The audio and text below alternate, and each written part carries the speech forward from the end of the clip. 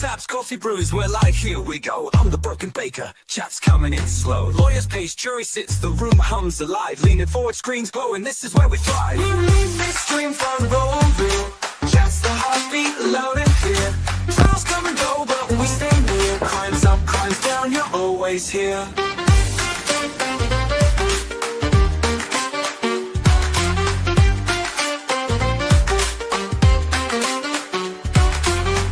Drops, lawyer jumps, tension spikes, we freeze frame, the jaw drop, chats and lower yikes. Not mocking the mess, just sharing the rush. Even silence feels like a crush. We read this dream from raw and real. Chats the heartbeat, loud and clear. Trials come and go, but we stay near. Crimes up, crimes down, you're always here.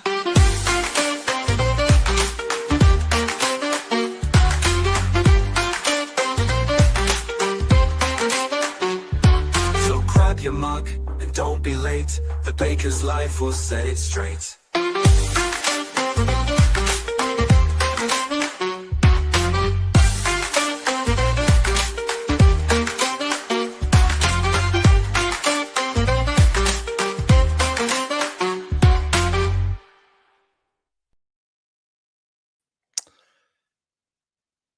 This should be it.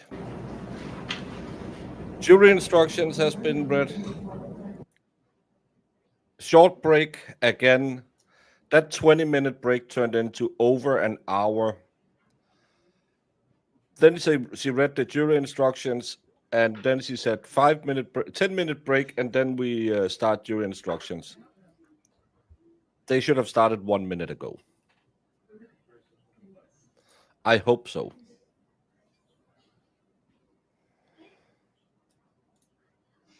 I really, really hope this will be fast and to the point.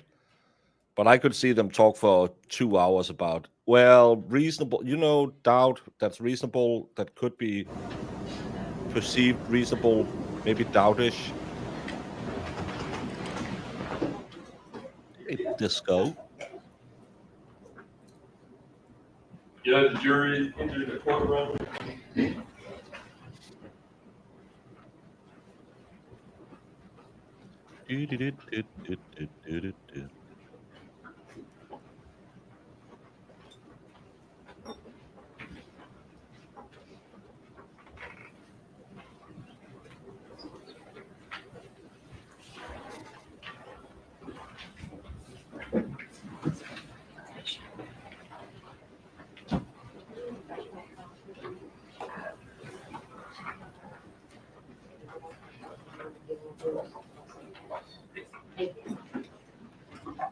Thank you. You may be seated.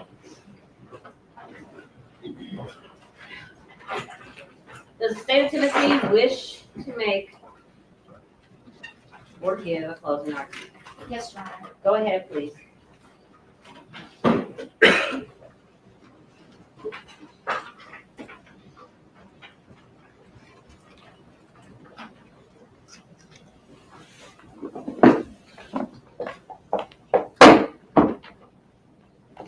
Kennedy Hoyle should be 3 years old. She should be growing, learning, getting into things, driving her mom Danielle and her grandma April crazy. She'd be too big for this car seat, but she's forever frozen in time, not even 2 days old, along with her mother, Danielle. They're gone because of that man, Brandon Isabelle. So we dropped instructions. You can go back and listen to them. Even the judge got so tired of reading them that she forgot parts of it. Then she finished reading them and mentioned the 3 places that they had made mistakes in them. He shot Danielle 5 times and left her in a ditch. He took baby Kennedy, drove her to the river, and tossed her in the cold, dark water. Ladies and gentlemen, you've heard all the proof that you're going to hear in this case. You've now heard the law given to you by the judge. You have 5 counts and they're listed up on the screen for you.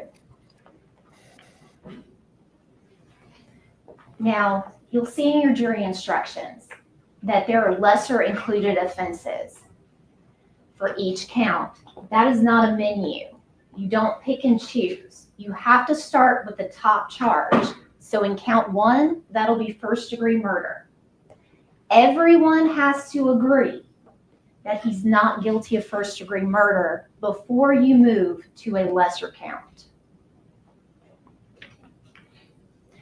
Now, let's talk about count 1 and count 2. Talked about in voir dire elements, what the state has to prove beyond a reasonable doubt. You have count 1, which is premeditated first-degree murder as to the death of Danielle Hoyle. You also have count 2, which is premeditated first-degree murder as to the death of Kennedy Hoyle. The elements are the same. First, the state has to prove that Danielle and Kennedy were unlawfully killed, that the defendant acted intentionally, he intended to kill them, and he acted with premeditation. Now, in your jury instructions, intentionally is defined. It wasn't an accident. The defendant, he pointed that gun at Danielle and fired it at her, intending to kill her. He took Kennedy by the leg and threw her into the river. He intended to kill her. Now let's talk about premeditation. You have the full definition in your jury instructions. And you notice that it talks about reflection and judgment, but that there doesn't have to be a specific amount of time with regards to forming the intent of the purpose to kill. So, how did the state for counts 1 and 2 prove premeditation?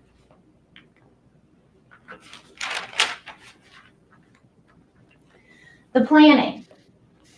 Think about everything that you've heard over the course of several days.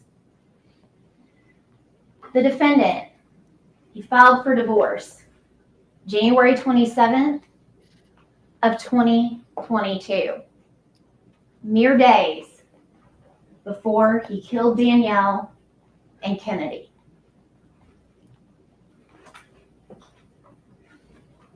What else? Kennedy is born January 31st of 2022. The defendant doesn't sign her birth certificate.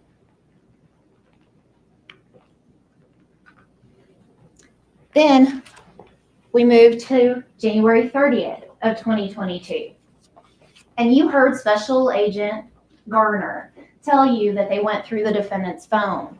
And what did they find? Web searches. 2 days out from the murder, and the defendant is searching Jared in the wedding ring section.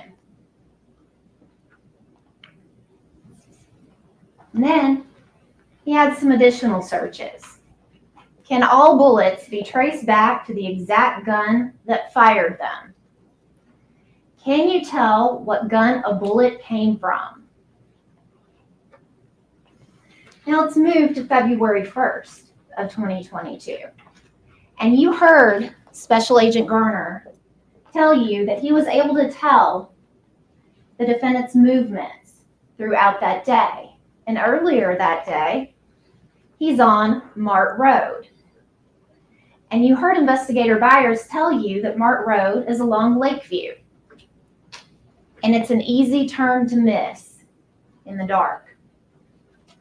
And if you notice on the map, you take Lakeview and you miss Mart Road, next turn, Sedgwick and Levi. Dark, desolate, deserted.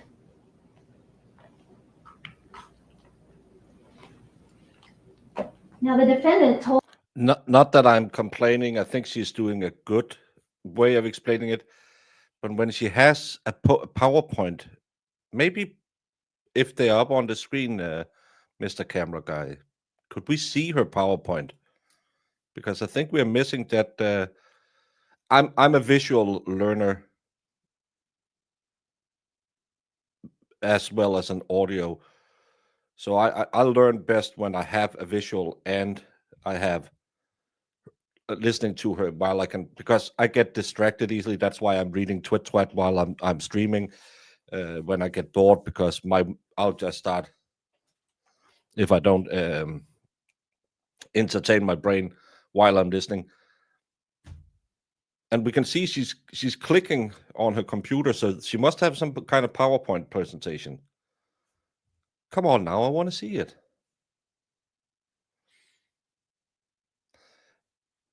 And we're always complaining about the dude should have bigger jackets. She should have a smaller jacket. She's very, very thin, and these sleeves are way too big for her arms. Told us in his confession, and his GPS told us. He met Danielle at the MAPCO. And why? He told her he had baby clothes to give her. And what was found in the defendant's white Chevy Malibu?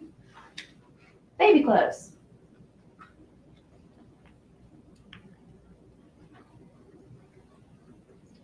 And then we get to the scene. Levi and Sedgwick.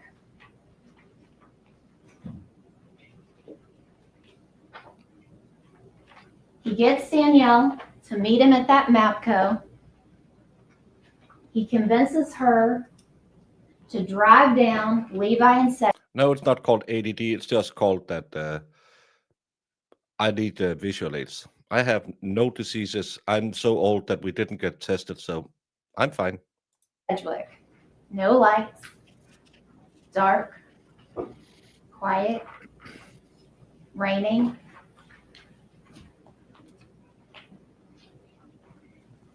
And he tells us in his statement that he had car trouble. Think about the scene at Levi and Sedgwick. Danielle's Chevy Cruze parked on the wrong side of the road. And what did the defendant tell us? She got in position to shine her headlights to help him out with his car trouble. And what did he do? He walked up to her Chevy Cruze. He opened the passenger door and he fired. 1, 2, 3, 4, 5 shots into that car, striking Danielle 5 times in the face and head.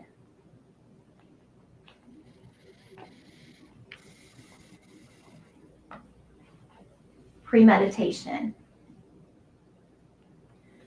Now by 9:23, according to his GPS, he's moving on. He's leaving the area of Levi and Sedgwick. And who does he have with him? He has baby Kennedy.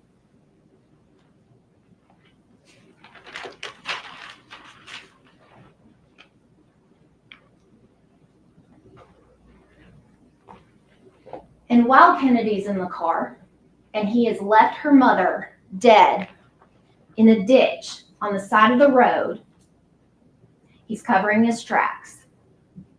He's sending text messages to Danielle, knowing that she'll never answer.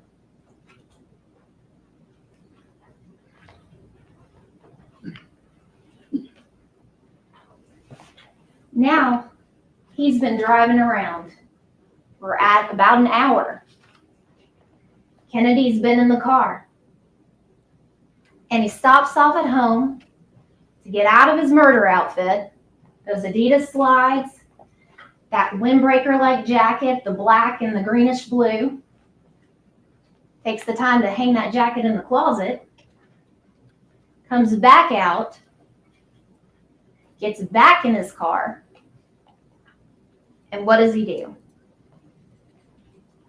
He drives to Mud Island, all the way from Cordova,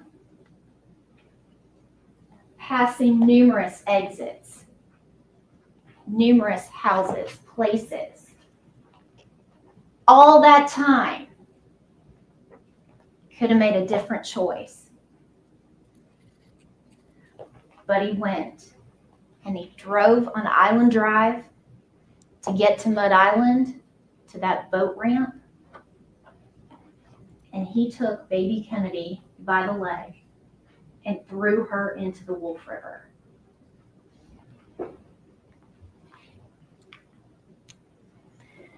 Count 4, we're going a little bit out of order, is aggravated child neglect. And you can see the elements for aggravated child neglect, what the state has to prove beyond a reasonable doubt. That the defendant knowingly neglected Kennedy so as to adversely affect her health and welfare, that it resulted in serious bodily injury, and that Kennedy was 8 years of age or less. And there you have the definition of knowingly,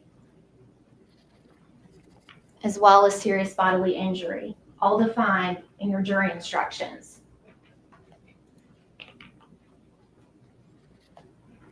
What did the defendant do with Kennedy? He took her down to the boat ramp at Mud Island. In the dark, in the cold, in the rain, out of her car seat. And even if you believe that he didn't throw her in the river, he just left her by the river and she somehow managed to go into the river. That's the worst part about 2-day-olds. They are all over the place. You have to have all the railings up, make sure they can't get into anything. You can't leave them laying for 2 seconds without they had crawled under the couch or they're out in the car, starting the car. 2 days old are some of the most actives I've ever seen.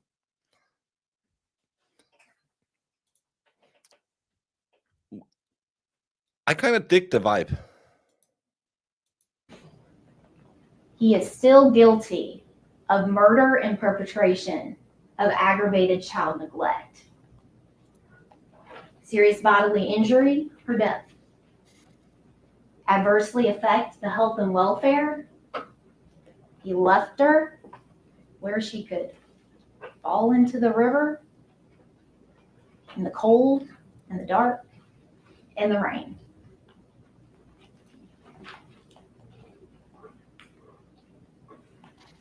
And as you see, that goes hand in hand with count 3, and that's the murder and perpetration of aggravated child neglect. So in that count, the difference is the defendant didn't have to intend the killing. He had to intend the aggravated child neglect. Last count, especially aggravated kidnapping. You can see the elements. What do we know? The defendant, after shooting her mother, takes Kennedy, takes her from Levi and Sedgwick, drives around Cordova, goes to his parents' house, goes all the way down to the river. I would say one thing for this courtroom.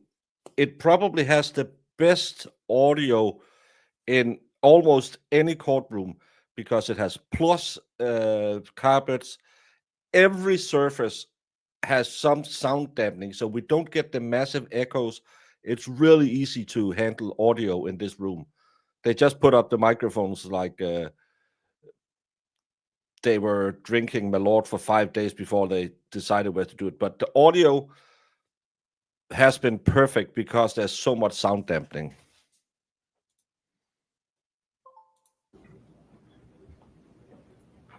And kills her.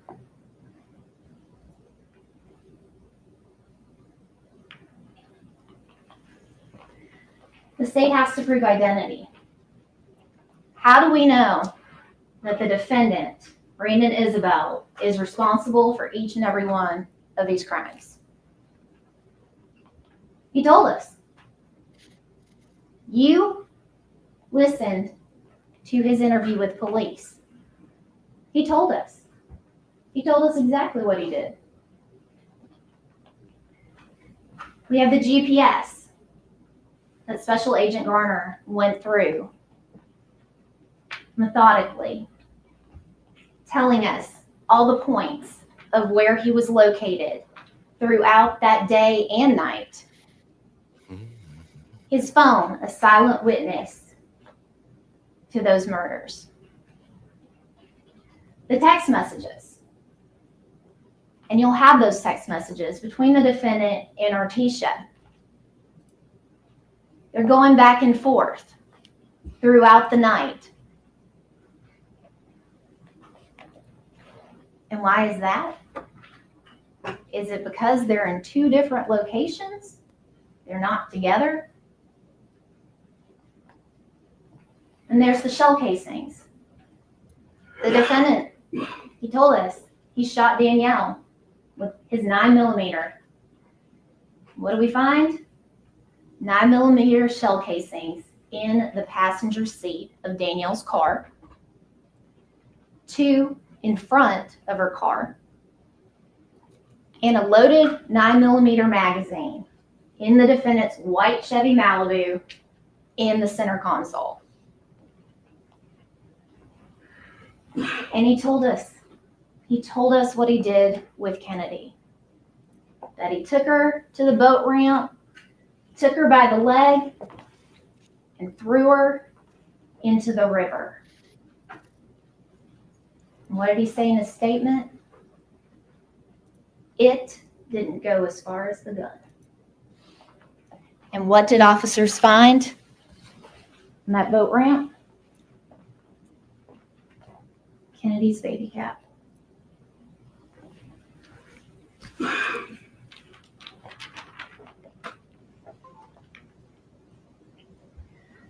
Why did he do it? What's the motive? You'll notice that is not an element that the state has to prove. But it's pretty clear, the motive here. And it's Artesia. The defendant wanted to be with Artesia. You heard her testimony. You've heard the text messages. She didn't want to have to deal with another child on top of her child, on top of the child the defendant already had, another mother in the mix.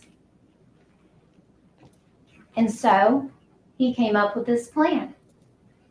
And he never wanted that baby. And you can see in that text message that he had sent to Danielle, what does he say? I can't be a father to that kid right now, Danielle. If you love me like you say you do, then let's end our mistake, Danielle. But Danielle wanted to be a mother to that little girl. That little girl wasn't a mistake.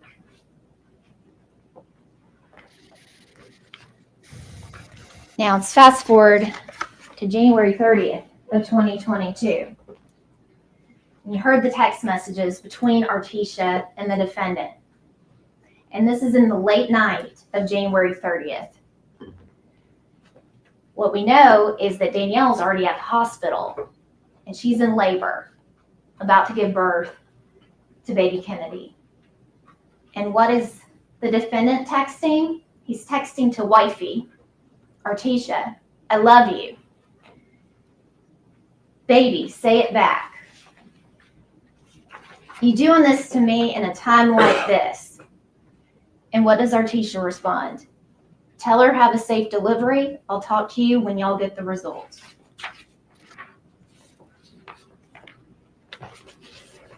Then we move in to those early morning hours, right around the time.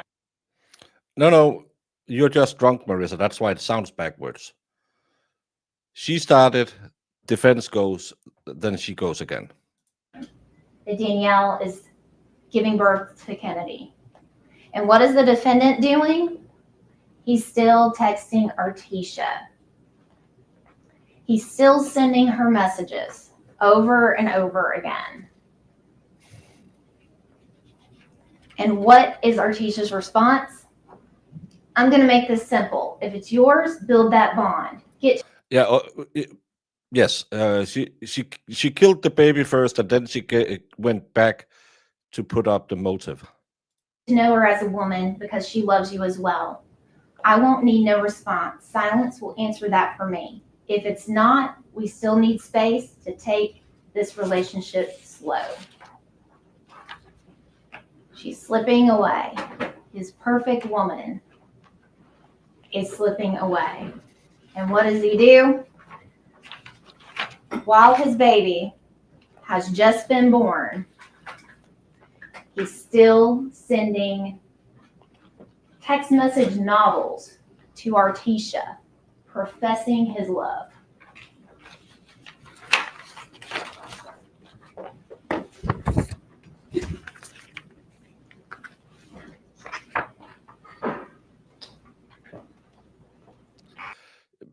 The defense haven't, they tried to imply that his girlfriend could have done it, but her GPS puts her across town. And they're still going back and forth. And he says to her, "This is the worst I've acted over a female. Never wanted somebody so bad. You knew this day was coming. Why wait until now and all this love and time?" And then what do? That early morning, after Kennedy is born, they agree to meet up. And where does the defendant suggest? Where you want to meet at? Our river spot?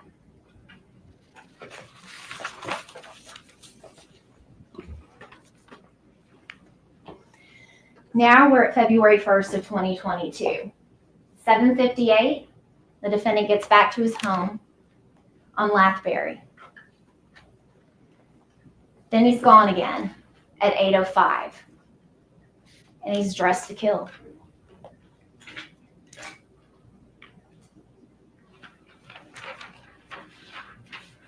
According to the GPS data, he's at the MAPCO at 8:32 to 8:51 p.m. And he says that in his statement to Sergeant Boyd and Sergeant Wimbush. He met Danielle at the MAPCO. And we found the baby clothes in the Malibu. Now we're moving on. Between 9:02 and 9:23, GPS has him at Levi and Sedgwick, and he admits to going there.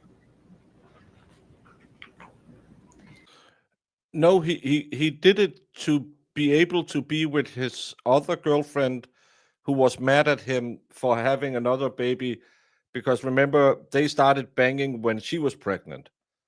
And then he made another girl pregnant. All of this while he was just separated from his wife. So he took the easy solution, go out and unalive someone, because that'll never backfire. Never. Mention one person in history who has ever unalived someone and gone to prison for it. And during this time, he and Artesia are still going back and forth. And you'll notice that from 9:04 to 9:22, he stops texting Artesia. All those blue messages, Artesia. Green messages, the defendant. And what is he doing in that gap in time, that 9:04 to 9:22? He's shooting Danielle 5 times in the head and the face and taking her sweet, precious baby and driving away.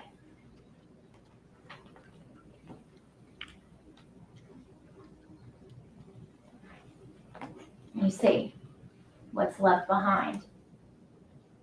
Danielle and those 9mm shell casings.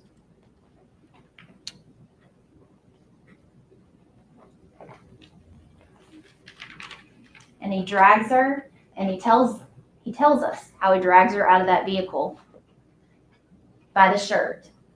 And look at her clothes. Look at how her jacket is pulled off her body.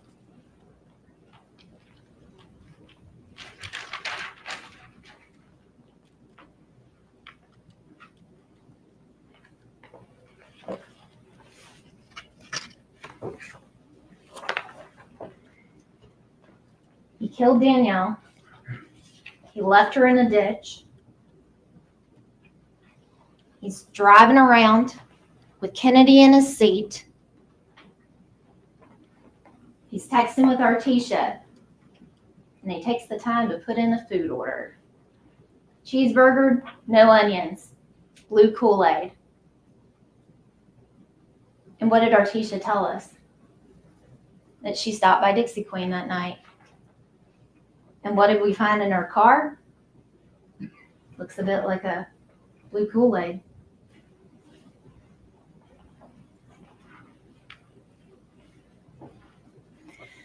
Now, we're back at 8702 Lathbury.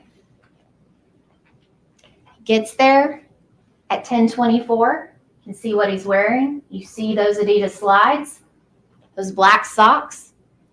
Goes inside, takes the time to hang up his jacket, changes his clothes, and he's gone again at 10:29, holding that blue bag. Baby Kennedy in his white Chevy Malibu. And what do they find in the trunk of that white Chevy Malibu? Those Adidas slides. And looks a bit like that blue bag he was carrying on the ring camera footage.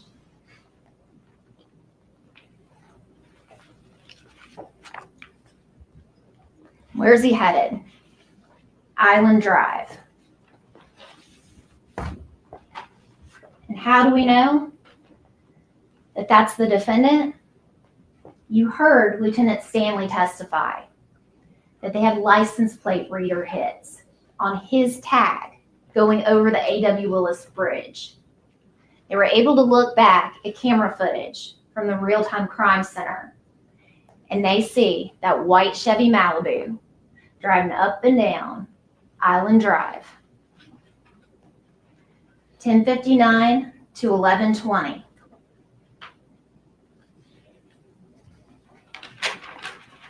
And all that time, from leaving Levi and Sedgwick to 9:23,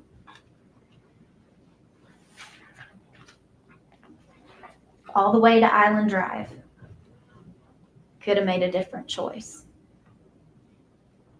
He had every opportunity to make a difference. Oh, you noticed I lost a little weight. Oh, thank you, Lefty.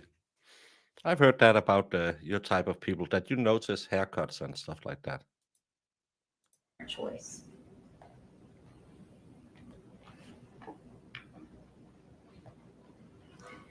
And we're at 10:54, right before he gets to Island Drive, and he's texting with Artesia. And what does he tell her? He tells her he just left the house. But we know he's down on Mud Island, getting rid of the last obstacle between him and Artesia.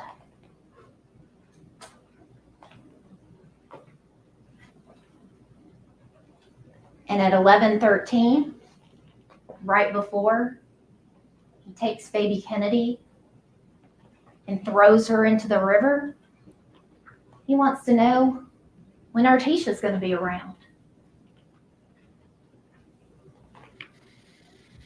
11:20 to 11:27. It's at the boat ramp, GPS. Yes, cheeseheads. Isn't that what you call yourself when you're Packers fans? And he says that he threw the baby by the leg. And you'll have his interview.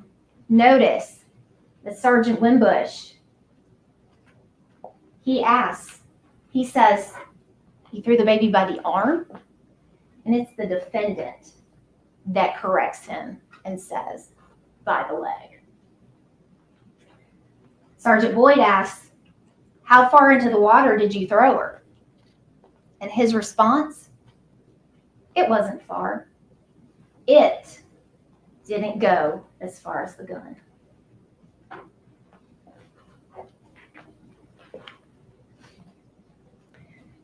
And now, baby Kennedy is in the Wolf River.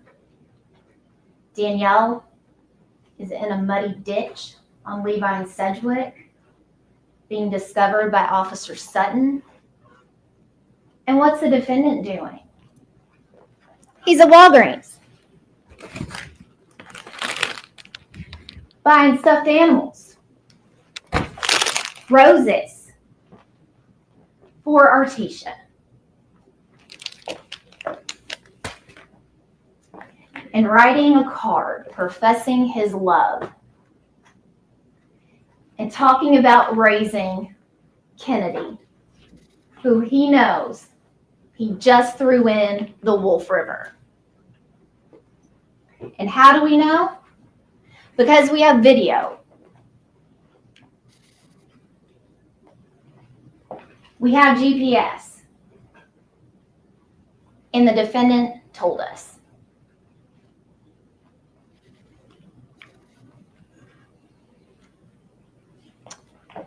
Now, while we're at the Walgreens,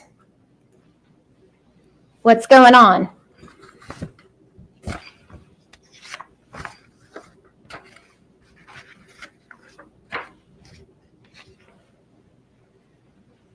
Sexting Artesia. Well, the problem is, as he says multiple times, when I love hard. And only for a short period of time, because he had his wife, he had his baby mama, and he had his girlfriend. I'm not saying that you need to, maybe when you get to prison and going to stay there for the rest of your life, go down to the chapel and say, hey, you got that book called the Bible? I've heard it had some answers. In it, there's a guy from Mexico called Jesus. Maybe take a meeting with that guy. I'm just saying, you made some wrong choices. You need Jesus in your life.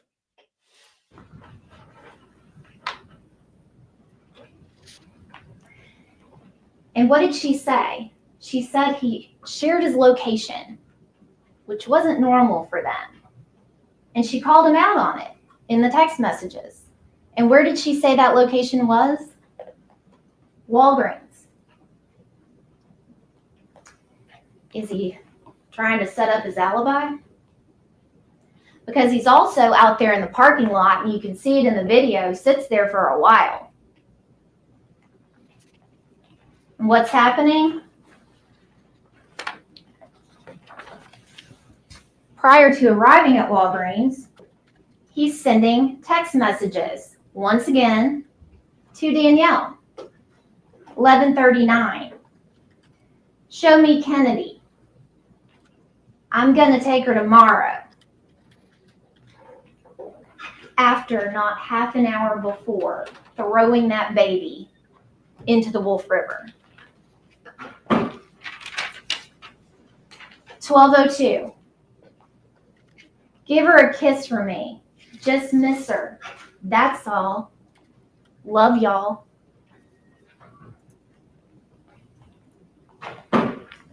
12:13.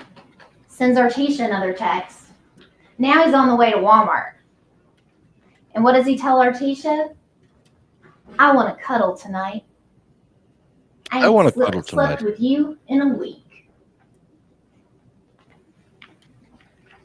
And then we arrive at Walmart. How do we know? GPS, video, and the defendant tells us. And he tells Sergeant Wimbush and Sergeant Boyd. He left the car seat at the Walmart. And Officer Blake, that's where he finds it. And what does he find? Finds the car seat. And then you heard from Officer Walker, a mitten.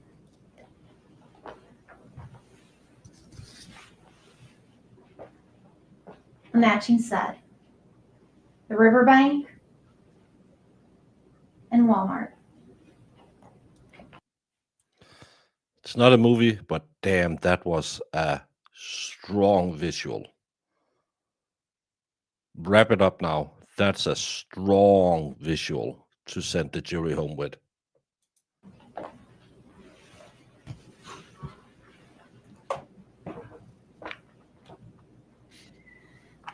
Then he goes to Stacy Road. And again, his GPS puts him there. Artesia puts him there. He's coordinating meeting up with her. And what is found in his Chevy Malibu? An empty gun holster, a 9mm magazine, and gloves with the cocklebur.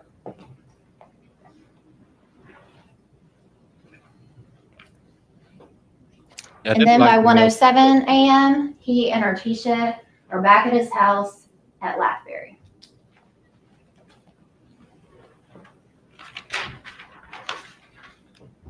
Let's talk about the gun. There's been a lot of talk about Artesia had a .40 and a Smith & Wesson, and there was .40 caliber rounds found at Levi and Sedgwick. You saw how many rounds were found of various calibers at Sedgwick. You saw, when you zoom into that picture, that street sign that was covered in bullet holes. You heard Investigator Byers' video, and he said that jingling noise that you could hear were shell casings. But what shell casings were found in Danielle's passenger seat? 9mm. What shell casings were found just up from the car? 9mm. What magazine was found in the defendant's center console of his white Chevy Malibu? She did it by saying that she wasn't near and he was. You don't need to debunk that. Don't give it any credence. 9. If they go into it, you have redirect or reclose to come back and say there's nothing linking her to it. The defense, all they have is, well, they did treat him really bad when they interrogated him, and I don't think that's enough. 9mm. And if you look closely,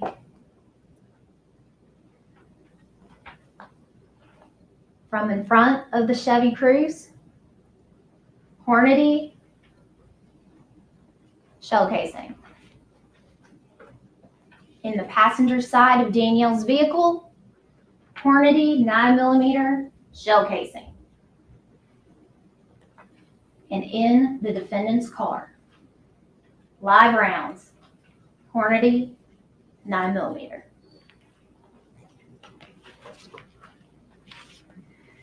And what did the defendant tell us he did with the gun? He threw it in the river. What did we find? We didn't find the gun, but we found his gun box. And what was in that? More magazines for a 9mm. What gun did we find? We found Artesia's gun, a .40 Smith & Wesson. It wasn't missing. It was right there.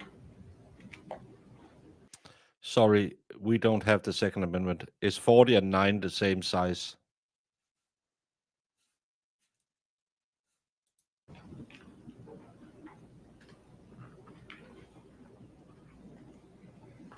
And then you look at the scene at Levi and Sedgwick, and you can see, and those are placards 12 and 13.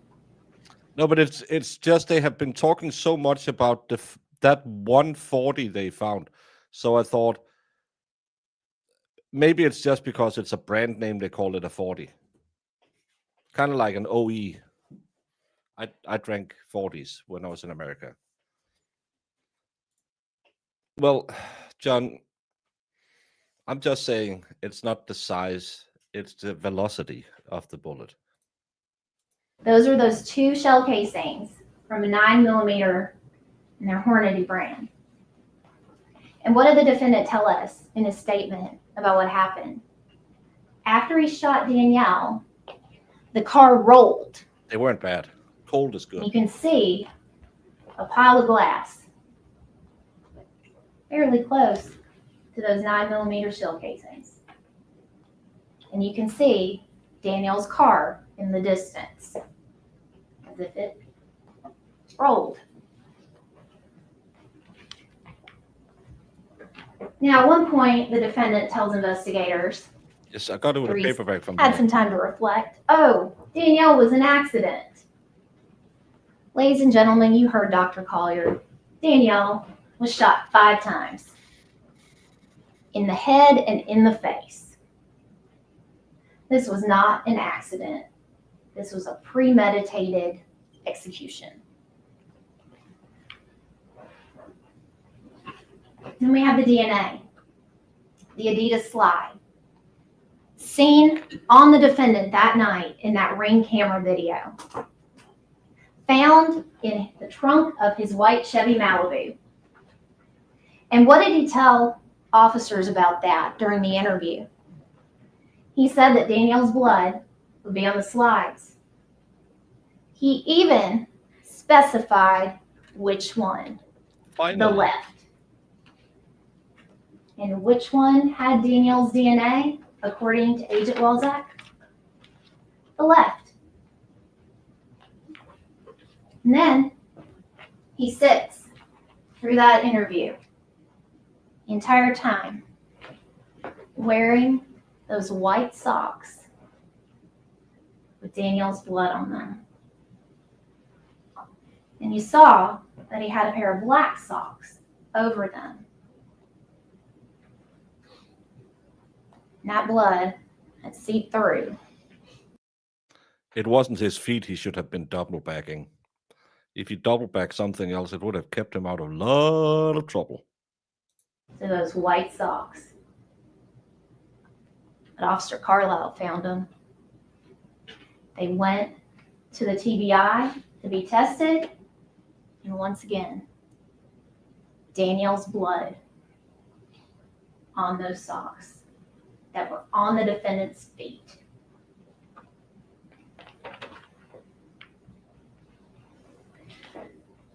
Ladies and gentlemen, the term victim is used a lot. But Danielle and Kennedy were more than that.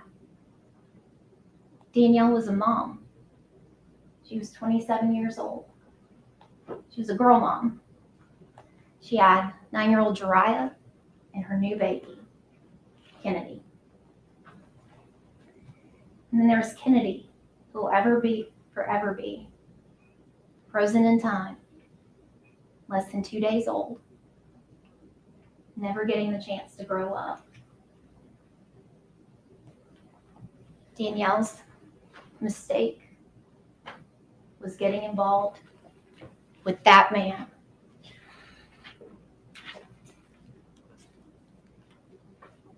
Danielle and Kennedy.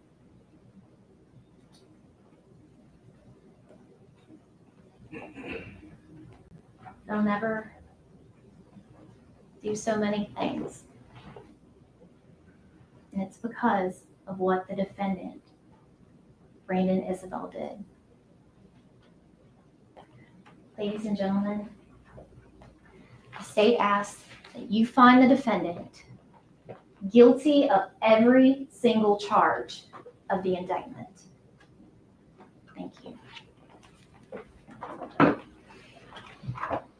Does the defense wish to give a closing argument? Yes, Your Honor. Go ahead, please.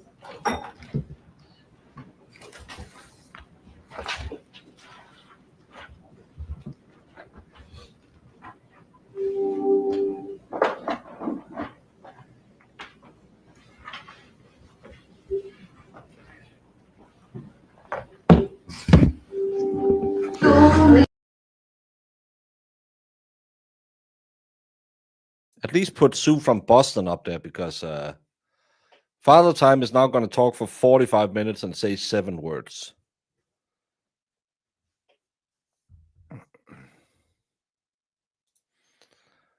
I didn't. Valhalla brought me an OE in a paperback and said I should try it because that was the part of the experience. I thought it was okay. I drank worse beer, like 50-cent beer back in, well, not the wrapper, but beer that cost 50 cents back in the day in Denmark. They were pretty horrible. Your Honor, I'm just a simple country chicken. Come in here, big city. All you newfangled lawyers and stuff. But if I was to rate, we started rating closings during the Karen Reed. I thought she should have used the baby bonnet and the glove as the last little thing to send out to send off the jury. I would rate it a high score for closings. She didn't go too long. She went chronologically, even though she switched back with the motive. It flowed. It was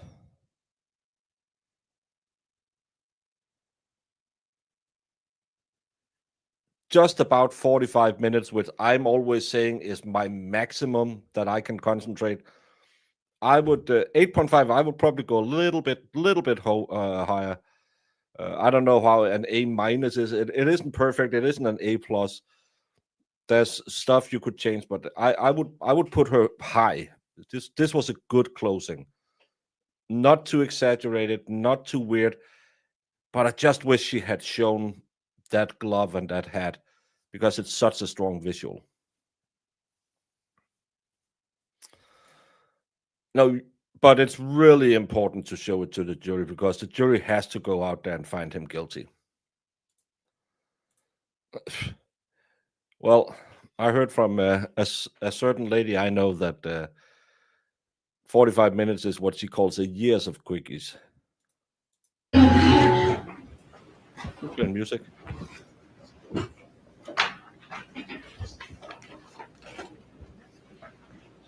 Oh, we can speed part of his up. Good. No, I'm good. Not always pleasant.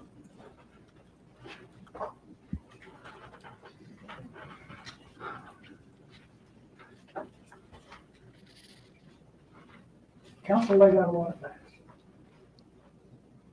Did a very good job of it.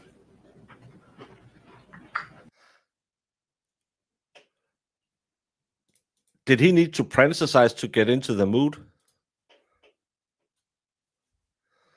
And I need to put a boost on because he hasn't seen a microphone in his life.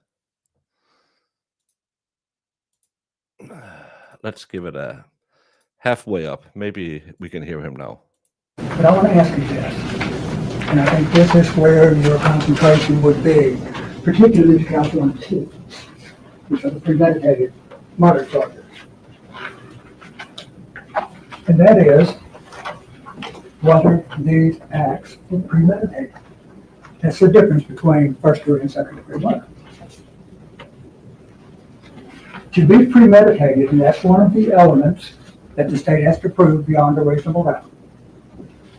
To be premeditated, the court told you in short instructions, I'm going to repeat it here. A premeditated act is one done after the exercise of reflection and judgment. Premeditation means that the intent to kill must have been formed prior to the act, before the shooting, before the bank, before throwing the bank. It's not necessary that the purpose to kill pre-exist in the mind of the accused for any different definite period of time. This is where I want you to look. The mental state is on page 4 of the jury instruction. The mental state of the accused at the time he decided to kill.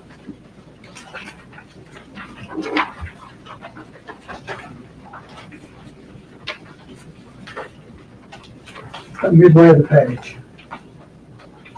The mental state of the accused at the time he allegedly decided to kill must be carefully considered in order to determine whether the accused, whether Brandon, was sufficiently free of excitement.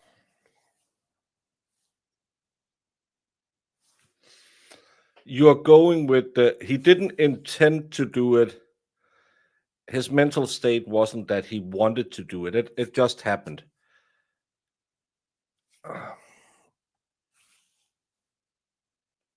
I is this what you get for public defenders in Memphis? Your argument is, well, they didn't prove intent. Intent is almost instant.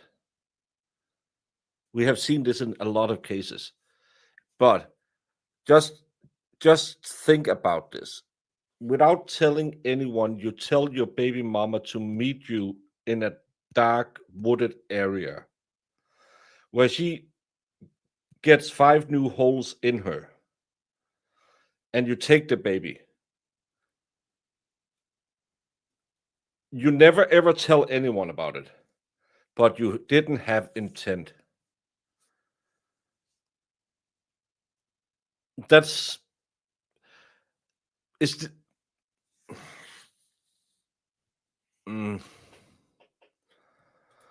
I often find myself thinking, I wonder if this object floats so I get where he's coming from. I think that was a poop joke. And passion. And passion. So as to be capable of premeditation, because that requires reflection, cool thinking, reflection judgment. So the state has to show that he's sufficiently free of excitement and passion. Now, I was reading this over. I also looked at the next sentence, and it says, if the design to kill was formed with premeditation, it doesn't matter if they were acting in a state of passion when they acted.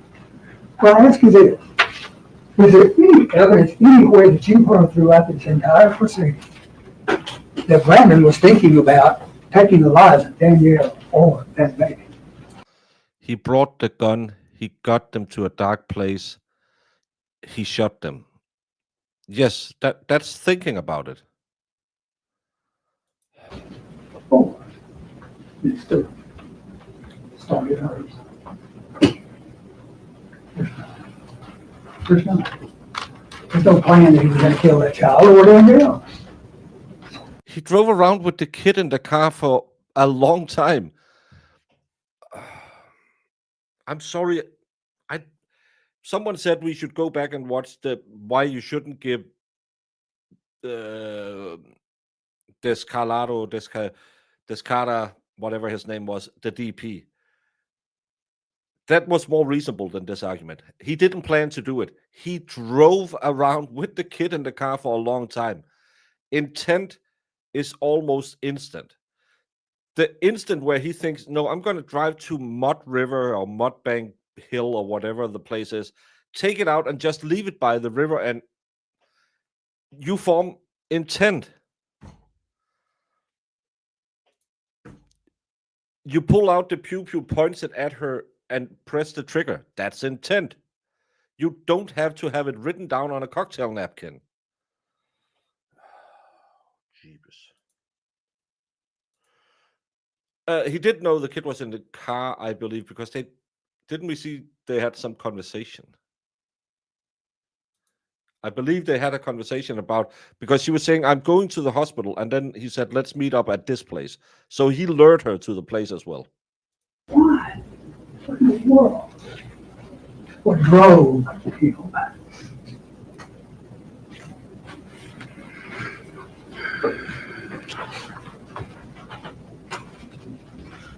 That's really moved our teacher. Can there be any doubt from what we've heard, and even from the state's argument, that he was head over heels in love with her? That's passion.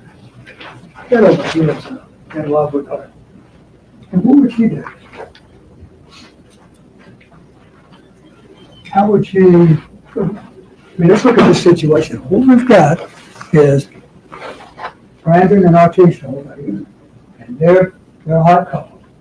And you've got Danielle and the baby over here. Now, Artisha does not want him around Danielle. She says she's a nobody. It's the baby. And you told me it's not yours.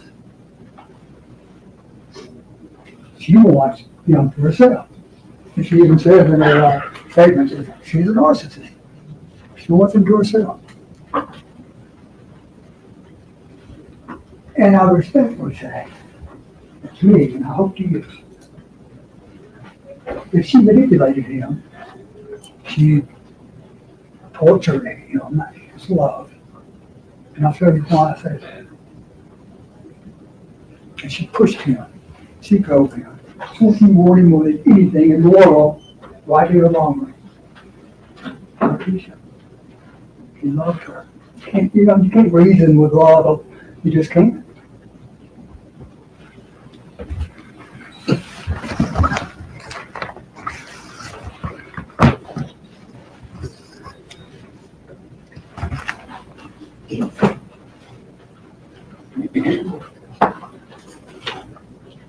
We're going to do a few of these, and it's a big stack. It is full of what I'm telling you. I pulled out some of the larger pieces. Okay? It is full. Please read through it and consider what I'm telling you in this book.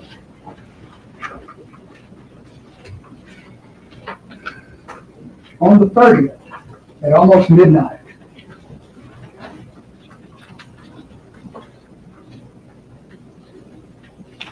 he had texted her. Brandon had texted her, "I love you." And she sent an emoji. It was a heart. It's got love. And he says, "You text there, but you can't say you love me back." What would you do? What would she do here? Let's look at the time we're at. With the day before the baby's delivered. The day before. So their relationship is strained.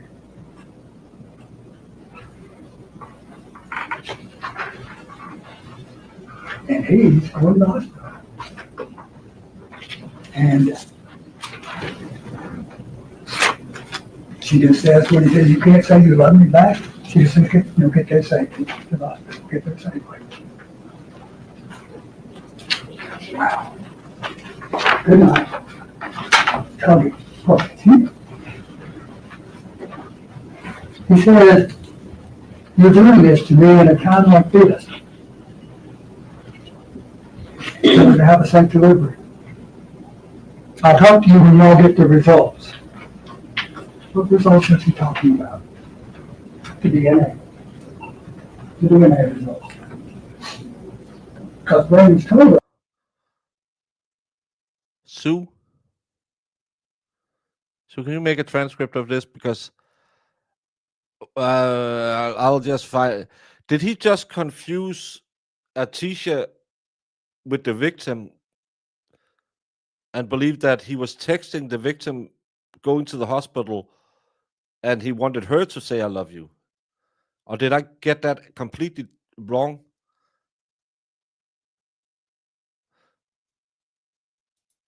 Sue, I don't pay you the big bucks not to listen.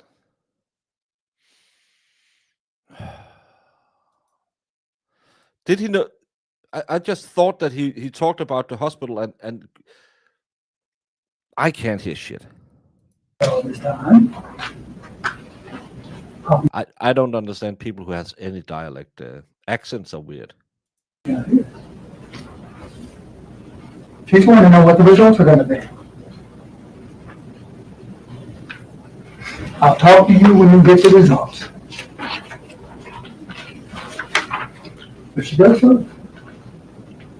She says, "Let me know the results. My stomach hurts, so this relationship is at stake." Now, to Brandon, that's shaking his world, because he is in love with Artisha. He's smitten with Artisha. And she knows it.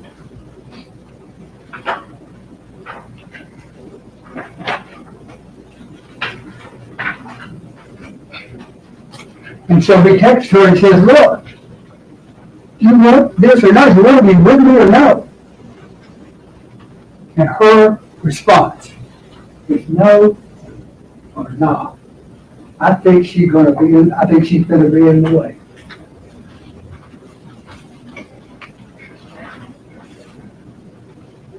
To me, I said it to you.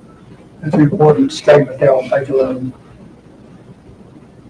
I think she's going to be in the way.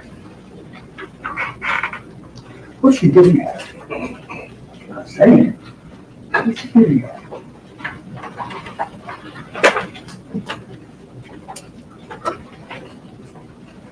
This goes further. I'm gonna make this simple. It's me who is boosting the old shit out of it because it's such a bad audio. I can take it off and then you can hear how it really sounds. If it's yours, build that bond. Oh, Get that's to know actually her better as a now. woman, because she loves you as well. Thank I you. won't need no response. Jesus. Silence will answer that for me. We still need this, we still need space to take this relationship slow.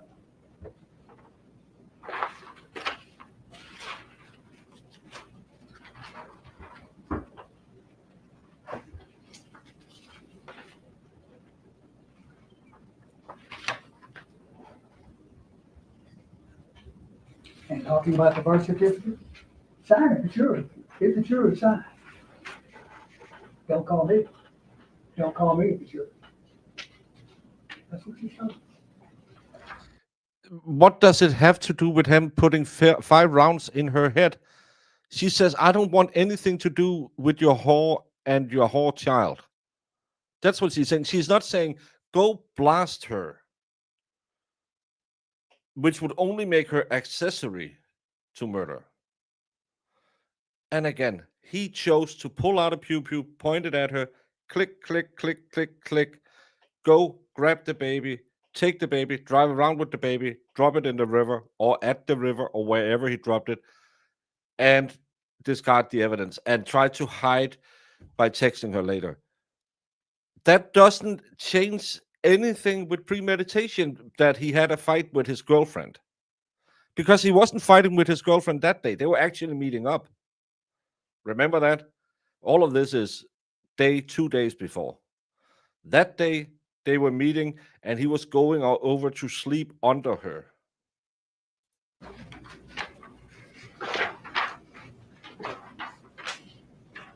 Then we get to that long statement of Brandon's where he's just basically pouring out himself to her. Only? And this is on January 31st at 3:48. That's when the baby's delivered. I really want to say this to your effing face. No emojis needed this time. Look, I effing love you, Artisha Lachey Isabelle. I call it by his last name. Of course, whites are his white. I love you and only you. You meant the world to me, baby. I want to say this to your face. No tears needed, because I want you to understand where this is coming from, my heart. This makes me look at women different. When I got with As you targets? and found out when I got with you and found out about this situation, I know it makes you look dumb to the world for being with a dude with a baby on the way. And I heard the same thing from people when you were pregnant. People were saying it was my baby. How do I feel?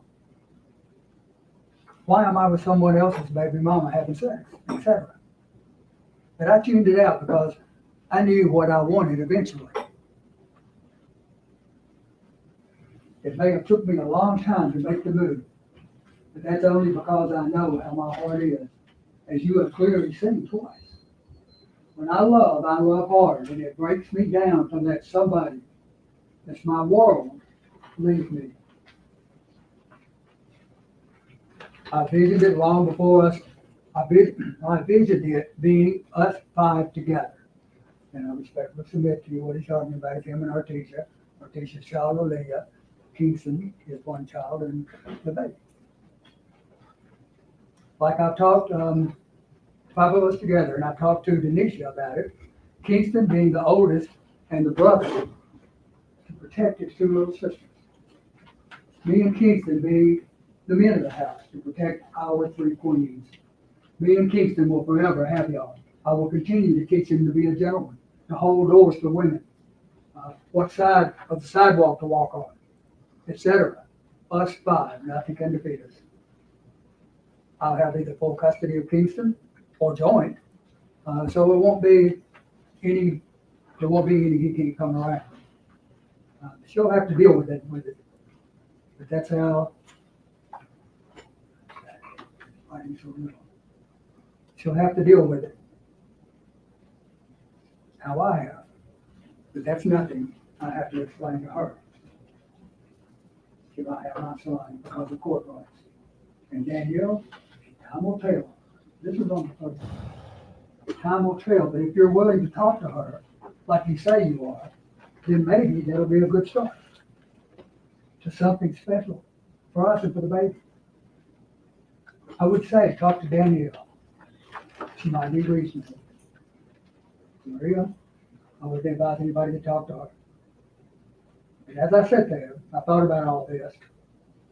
I would want somebody by my side to be a great stepmom and even a greater mother. I love when Kingston smiles at you and plays with you.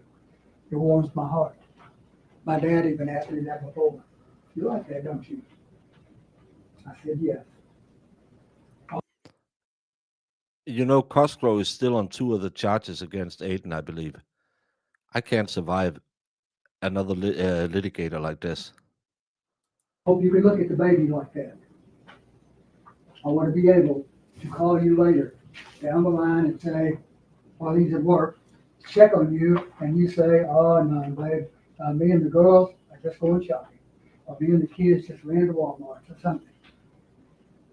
I want to see Alibi having a stepsister and eventually play with and talk with and hang with us in later years. All of these. If you're standing there reading that he's talking about building a family, do you know you're defending a man who took away a baby from that 5 family that he was looking for? These things are what I want. And why not want them with the love of my life? You are where my heart is. You are home. You don't have to respond. I know your mind is everywhere, baby. I understand. Only Just him. continue to read this over and know this is real. She was pregnant when they started banging, but she wasn't married. She was a good Christian woman. She didn't get married and sleep around. She was just pregnant and slept around. And I'll give you your time. Only for the cases involving Lindsay Gattani so far. He only withdrew from one of them. I love you. Good night. We have 4 times testing now. Whether he should have been or not, Brandon Isabelle was scared of abuse and other relations. Go back and look at his motion. He only retracted from 80-3, 2 or 3. What we're talking about is breaking this relationship up because she doesn't know if she wants to be in this situation. She's got a baby with Serena, and got a baby with Danielle, and he's in love with her. And she doesn't know. She's in love with him. She doesn't know if she wants to step into that situation. Everybody in his heart knows that it can be a situation at times. She doesn't know if she wants to go there. So she said, just take care of your children, Brandon. She's not responding to the profession of love that he's poured out.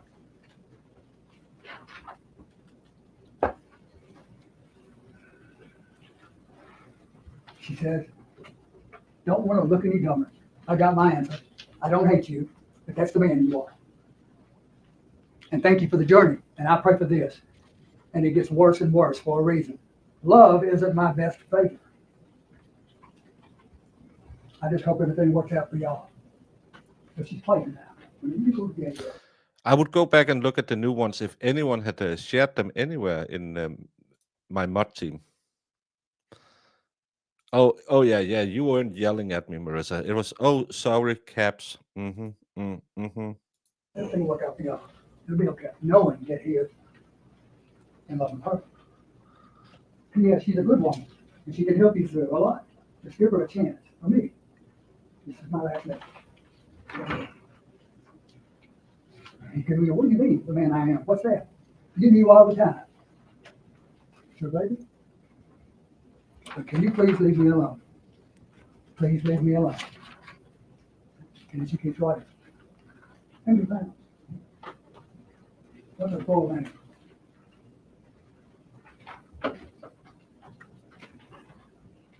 Answer my question. What's her full name? You're not a believable witness. You also claim Sue is the best.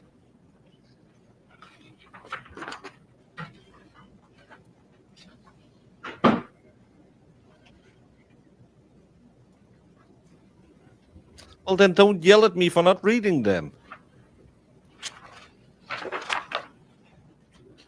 You want to be with her, Danielle. And you say, no, I don't. I want to be with you. I don't want to be with her.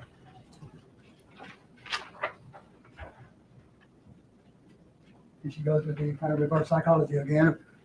I'm trying to get y'all to be a family. Don't do that, side-eye. It's absolutely well. Look at the state's closing. Don't look at the defense. This is kind of like when you had to do that book report in fifth grade, and you didn't read the book, and you just, Aragon had a sword, and he talked to ghosts. I think Gimli is a disease. No, he's a dwarf. I don't know what about this character, Tom Bombadil. He sings weird songs. I don't think he could make it in the movie. There's also some sauropods in there. I don't know.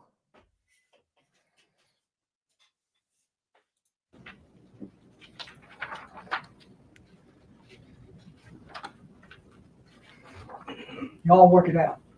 I regret this.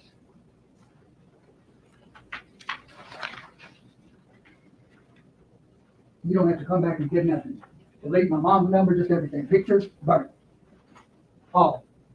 I don't want to remember none of this. Why are you doing this to me? At a time like this? Listen to Brandon, Marissa. He's a man with good Now she manners. turns to, I'm hurt. I'm very hurt.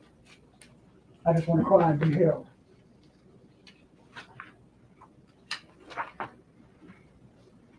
And then she comes back. She says, I love you, babe. I love you, babe. He said, I love you too. We're going to go right back. What does this have to do with the murder? Why they have to be the same? You know, they a lot of deep thought to get there. The baby of Danielle. Is Brandon saying that? He wants her to learn to be a good stepmom and a good mother. How are we going to make it work?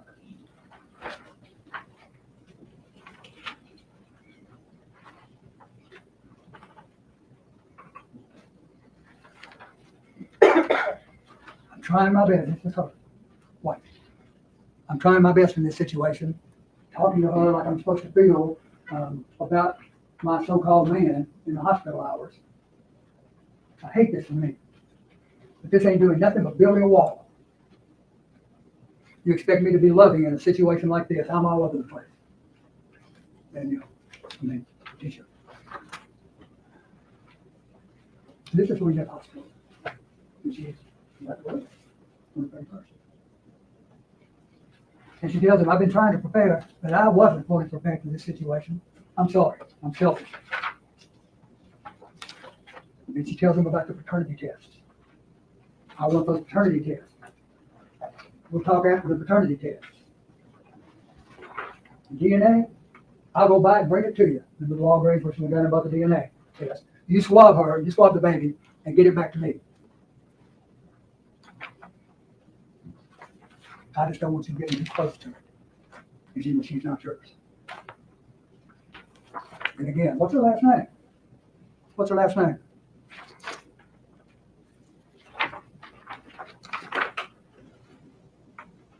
At 4:30 in the morning, I feel you will leave me for them.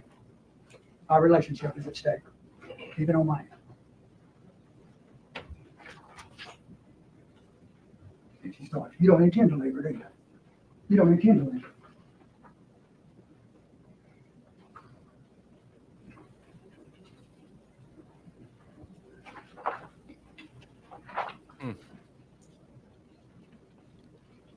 I'd rather you get away from someone as worse as you. I'm a narcissist. Somebody that loves themselves. Looks after themselves. This is awful. I hope, I beg you to. I don't want to do this anymore. Goodbye.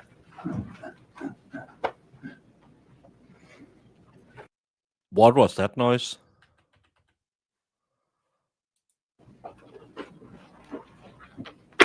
This is awful. I beg you to. I don't want to do this anymore. Goodbye.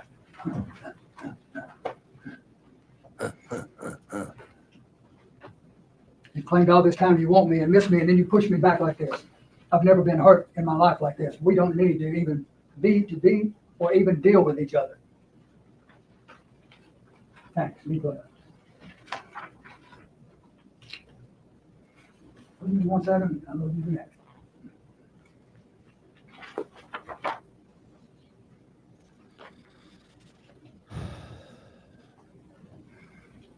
You stay at the hospital, Brandon, or you go home, but you can't come here.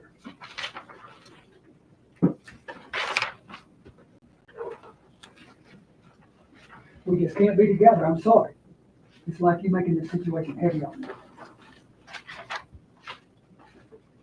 My heart never felt like this, and my mind has never throbbed like this. We just need to leave each other alone. I love you. We just need to leave each other alone. I want you, but we just need to leave each other alone. Let's play. Get away.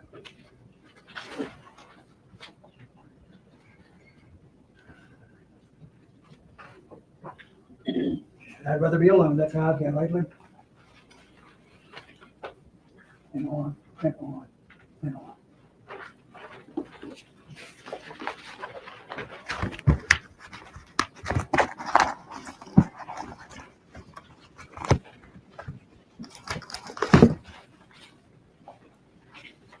So, I ask you say beyond a reasonable doubt that Brandon was not driven by passion? Do you mind repeating? Yeah. Can you tell Father Time you're killing us? Him just reading this bullshit makes no sense. Oh my God. I don't know. When they were sitting spitballing this yesterday and thinking, this is gonna work.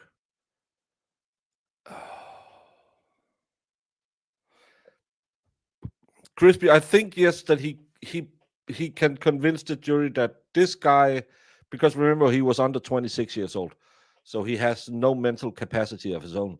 He was lured to do it by Atisha, and then he confessed because he was lured by the cops. In your mind, wrestling the way out to state establishing provocation beyond reasonable doubt.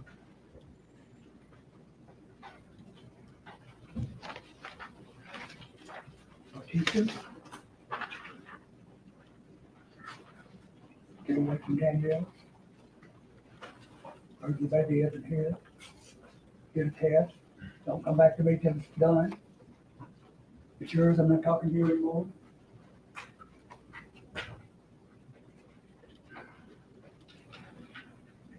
Carefully examine. What your jury instructors tell you. Carefully examine the mental state of Brandon Isabelle.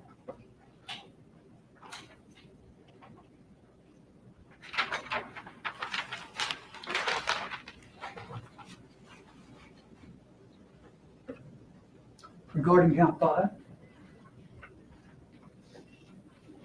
which is especially aggravated kidnapping, under the state's theory, Brandon took the child after shooting Danielle, took it with him. He kidnapped her at that point. What?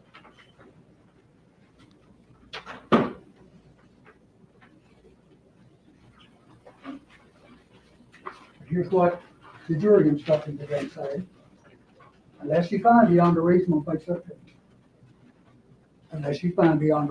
doubt that the alleged victim's removal or confinement exceeded that which was necessary to accomplish a first-degree murder and aggravated child neglect, and was not simply incidental to it, a part of it, then you must find the defendant not guilty of especially aggravated Step with the move, when you remove premeditation, that leaves you a second degree. But you can't remove premeditation just because he had a crazy bitch and he was a beta male talking about how he wanted to cry. You haven't removed premeditation. All you've done is that Letitia was a hoe. Because she was manipulating. What? I can't wait for the grades on this one. And submit to you, that's what the state's proof has shown you.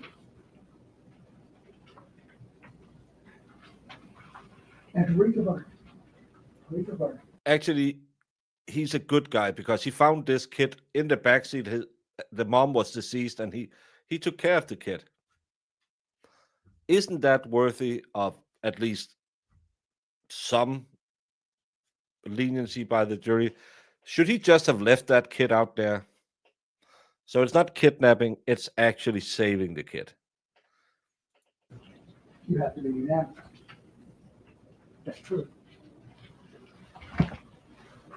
But you don't have to use the verdict if you can't agree. You only read the verdict if you agree. If you don't agree, see if you try to work it out. If you can't, you don't agree. You ain't got a verdict. Now he's so desperate, he's going for a hung jury. Is he gonna say jury nullification before we're done? To have a verdict and return a verdict, it must be a unanimous 12 people agreeing. Just wanted to be sure everyone understood that. Always talk to your fellow doors. Keep an open mind, but do not give up your own belief, your own conviction. I don't think they will. The verdict of because other jurors think differently. Oh, I forgot to invite Jamie. She's probably working anyway. Oh, no, no. Thank you, dear Does sir. the state wish to give a rebuttal argument at this time? Yes, Your Honor. Go ahead, please. Thank you, Judge. I gotta clear up something up real quick because when you look at the premeditation jury instruction, passion in there does not mean that because you're in love with someone and they don't love you back, you can go start killing people. That's not what that means. That is a passion that's born of provocation. Somebody does something real bad to you. You know, somebody beating on your kid and you just lose it and you kill them. You come home and your spouse is cheating on you. So you kill somebody because of that. That is the passion, and it's born of provocation. Not oh, I love our teachers so much. I think I'm going to go kill a bunch of people that are in the way. That's not what it contemplates. Anger, rage, sudden excitement, that sort of thing is what that contemplates. I want to talk about it. I thought that he didn't mention Newshaft at all, and I guess it makes sense because that guy didn't even look at the facts of the case. He didn't mention. Just before I forget it, state's closing grade 53 is on a B, 31 is on an A, 12% on a C, and 4 is on a D. Yeah, I'm low A, high B is where I would be. So I think I would go A. I really liked her. I would have changed a little bit around. Now I'm going to do the defense. The idea of a false confession, he forgot about that because obviously it's not a false confession. But I want to take you back just a little bit to go to this premeditation idea, right? Where did the defendant start his day? What did he say in his statement? He was at Regional 1. Remember that. He went to Regional 1. Why was he at Regional 1? What was he doing at Regional 1? That's where Kennedy was being born. Why is he there? This guy hasn't been paying any attention to Danielle for months. We know, based on the prior text, that he doesn't even want the baby. So why? Why is Brandon Isabelle at Regional 1? To try to take down Danielle's defenses. He doesn't care about that baby. He doesn't want that baby. But he's planning on killing that baby. That's what he's doing up there. He didn't go to Regional 1 because he loves Kennedy. Because if he loves Kennedy, he wouldn't have thrown Kennedy in the river. He didn't go up to Regional 1 because he loves Danielle. Because if he loved Danielle, he wouldn't have shot her in the head 5 times. That's planning, ladies and gentlemen. And again, forget about that definition he was giving you of passion, because that's not the definition for passion. That is planning. It's premeditation. What does he do the rest of the day? He goes to the surgery center for his kids, and he goes home to Lathbury. And think about this. He goes home to Lathbury. It's just later on that day. And we see him going into Lathbury. It's about 7:58. What's he wearing? He's wearing those slides.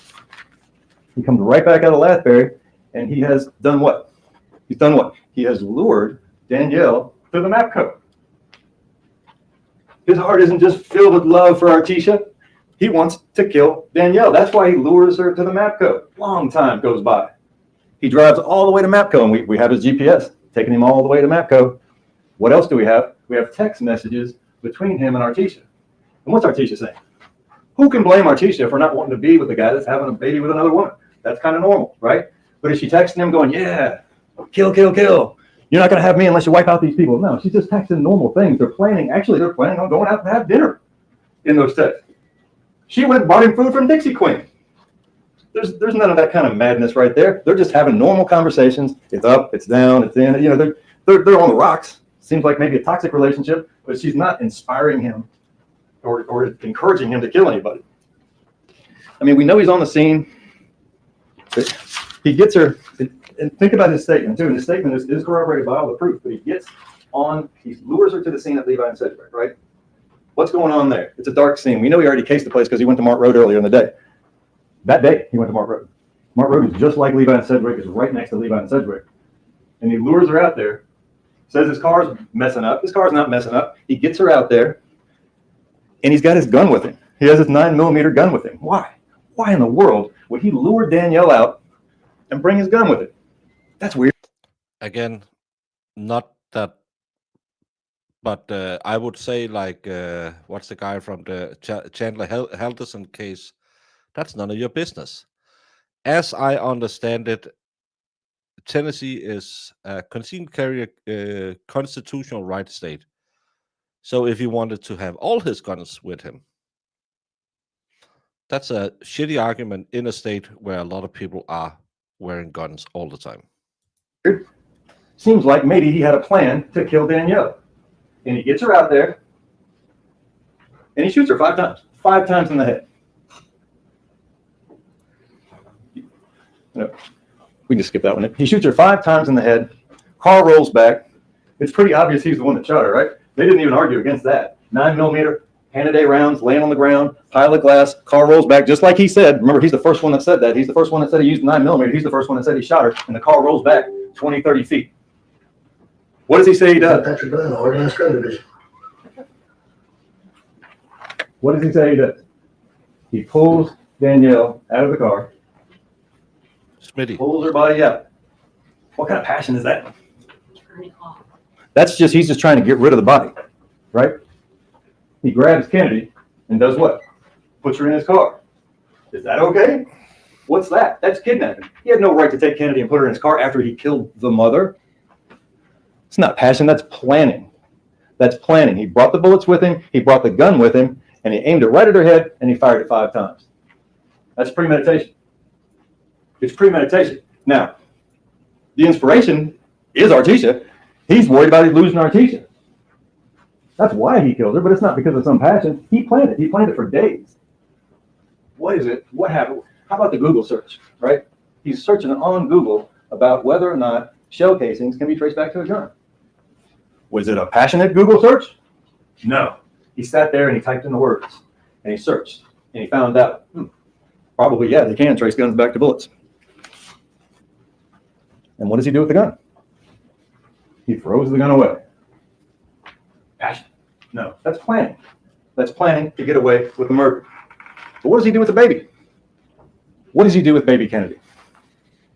He puts her in her car and he drives all the way back to Cordova. Sadly, I can only give you 4 different answers. And to be fair, I didn't want to start with, remember we have the 3 extra letters in the Danish alphabet. So I didn't want to start with those. What is that? He's planning on how to get rid of, he's trying to figure out how to get rid of baby Kennedy. Trying to figure out, how can I get rid of this baby? What can I do with this baby? He said in his statement, I got to kill that baby because I didn't want to be a single parent. Yeah, the baby's in the way. Baby Kennedy's in the way. But he knew what he was going to do because he drove all the way out there, 30-minute drive all the way out to Lathbury. And what's he wearing when he walks in the door of Lathbury at about 10:24 p.m.? He's wearing the murder slides. The slides with Danielle's blood on them. He's wearing them when he walks in. He's not wearing them when he walks out because he put them in a bag and he put his murder clothes in the bag and he put them in the trunk of his car so as to hide it, so nobody could find it. That's planning. Maybe not the best planning, but it's definitely planning. He goes all the way down to Mile. Is that a passionate killing, or is that a long, long bit of planning on how he's going to get rid of that baby? Drives all the way down to Mount Island. Now he's had the baby for, oh, I don't know, an hour or so. Is he still killing the baby because of the undying love that he has for Artisha? Just some passion? You know, no, he's planning to kill the baby. He's planning. He's trying to figure out, what am I going to do with this baby? Because we see his car go over A.W. Willis Bridge, photograph of his tag. We see the white Chevy Malibu driving up and down Island Drive, looking, searching. Where am I going to dump the baby? Where am I going to get rid of this baby? How am I going to kill this baby? And again, why did he throw the gun in the river? That's planning. He told them that those Adidas slides that he had on had her blood on it, had Danielle's blood on them. What did they have on them? Danielle's blood. That's corroboration for his statement. What else did he have on that whole time? The whole time during that interview. Remember what he had on his feet. He had those socks on his feet. Hours into the interview, after they brought him down to the river and he's pointing out where he left the baby, he had the socks on with what? With Danielle's blood on them. He had the black socks pulled up over him. He said he threw baby Kennedy in the river. And we found her hat right down there by the river. Some hour and a half. No, it's actually, you still can. I think that's only 2 states in America, even though it is the correct position, but only 2 states in America has adopted that tool markings are bullshit. Half after he kidnapped her from the scene where he killed her mother. What does he do after he kills her? He runs to Walgreens. Or he drives to Walgreens.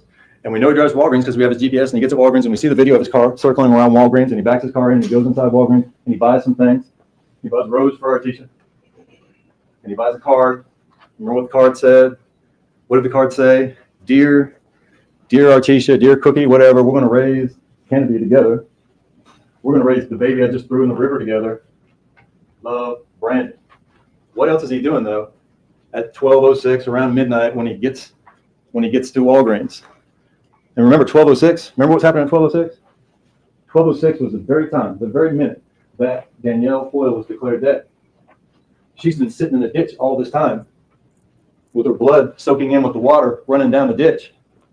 And a paramedic has finally declared her dead at 12:06. And at that very minute, what is this guy doing? He's sitting in his car at the Walgreens parking lot. What's he doing in the car? Writing a little love note to Cookie. What else is he doing in the car? He's writing texts, sending texts to who? To Danielle. Kiss the baby for me. Well, I guess you're asleep. That's diabolical. That is diabolical planning is what that is. Absolutely. Setting up his alibi. Sending text messages to the woman who he just fired 5 shots into her head, talking about the baby that he just threw in the river. But then what does he do? Got to get rid of some more evidence, right? Jumps in his car. GPS's his way right on down to Walmart. We see him on the video. The familiar Chevy, the familiar car he's driving. Chevy Malibu. We see a figure get out and drop off what turns out. It's because there's nothing, as Jason says, if you have 2 viral barrels that's off the same production line of the same batch, how can you tell the difference? They would have almost the same inaccuracies in the Nurgling, in whatever spinny spin thing is called. So it's, no one has ever succeeded in blind testing and finding it, but apparently police officers can do it. 2 states in America has accepted the position that tool marking is not a science. It's the same with teeth mark. Used to be a science, is no longer a science. Thank you so much, Kelly D, for giving Purple Jesus us a membership.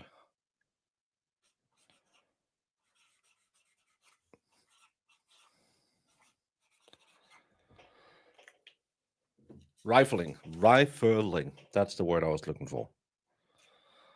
Got to be the car seat. The car seat. The last known refuge. The last little piece of comfort that baby Kennedy had before he pulled her out of it.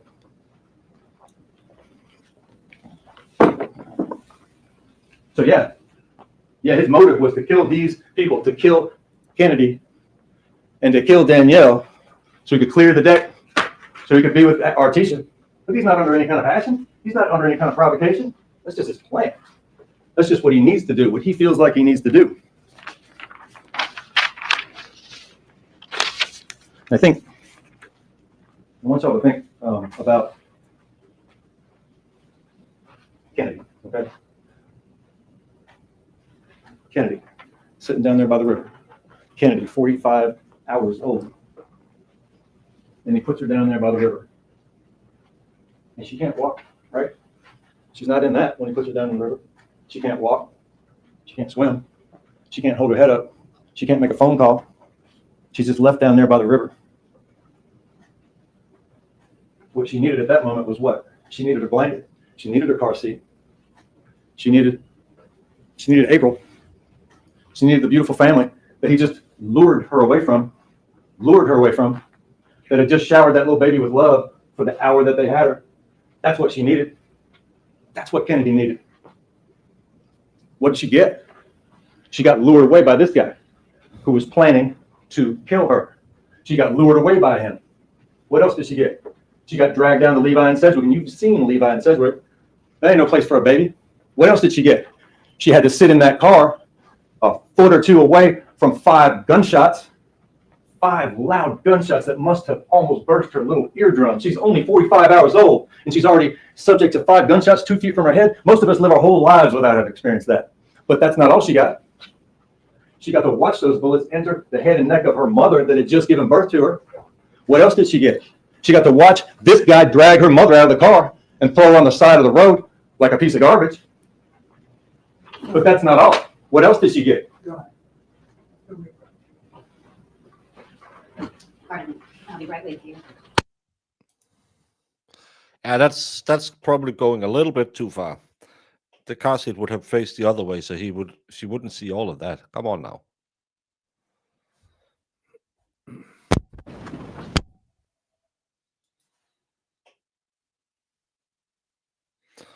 Do, do, do, do, do, do, do.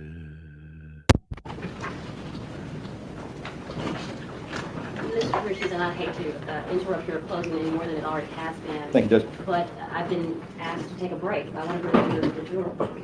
So I'm happy to bring them back so that you can finish. But I don't know what their needs are.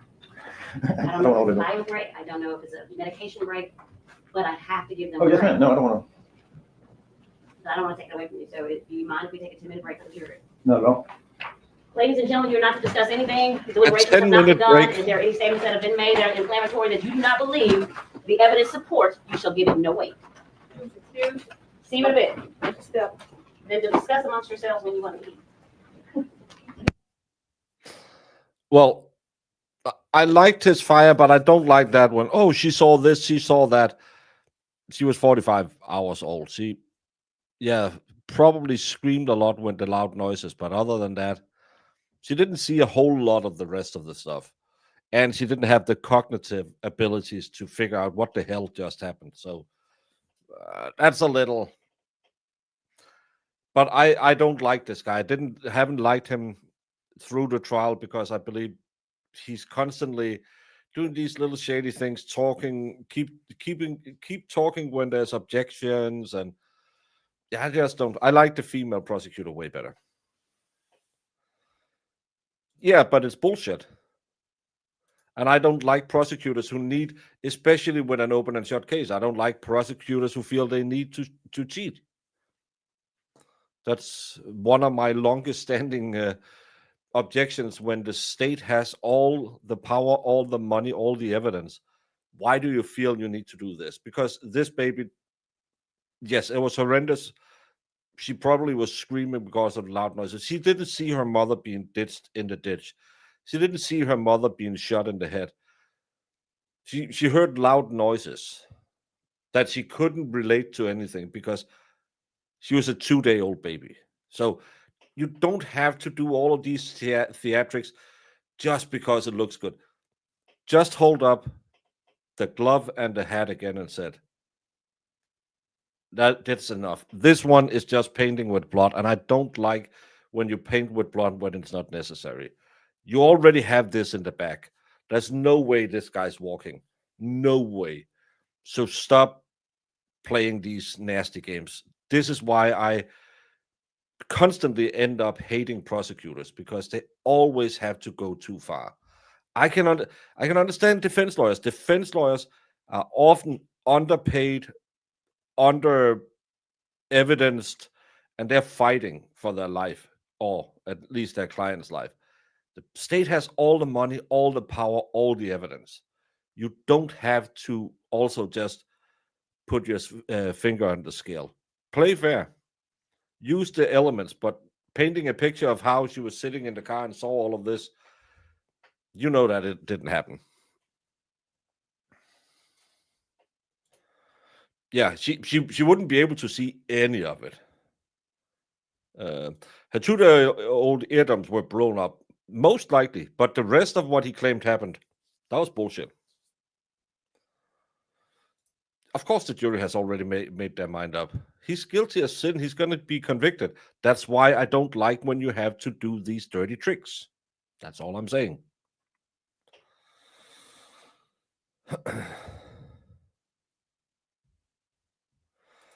Yeah, he did that in the beginning, and now she's a 2-year-old who can figure out at 2 days old, she doesn't even know she is a solo individual. She still believes she's part of her mom's body. I think that isn't that like a month and a half where they start to delineate and say, "Oh, I'm not my mom anymore," and then at 3 months old, that's why they start considering, "Hey, maybe I am my own human being." Am I getting Bordeaux wrong? I think it's Bordeaux. Isn't it? Or is it Ericsson? Which behavior is this? Am I trying to plank off of and sounding smart?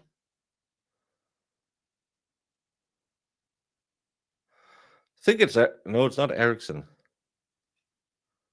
Is it Bordeaux? Bordeaux. I didn't like.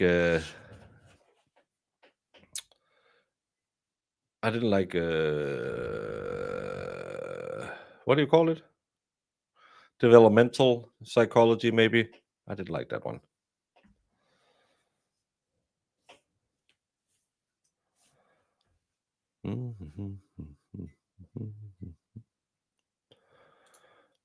Yeah, and he's just he's annoying them now. No, because you're more than 3 months old. I mean, I believe it's Bordeaux. We always had to do a lot of that developmental psychology, and I just hated it. I'm butchering it right now. I might have to figure out.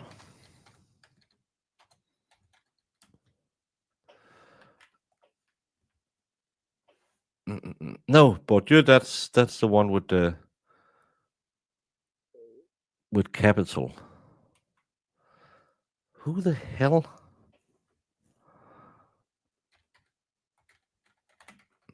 Habermas. Is it Habermas? Why can't I remember? I blame Lefty.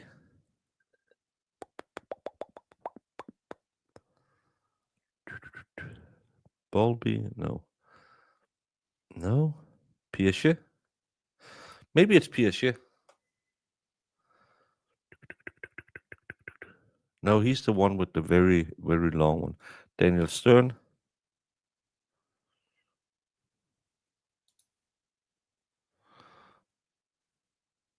And rocks. Oh, sorry.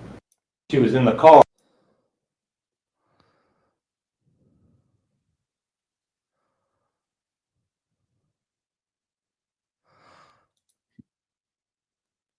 Yes. Yes.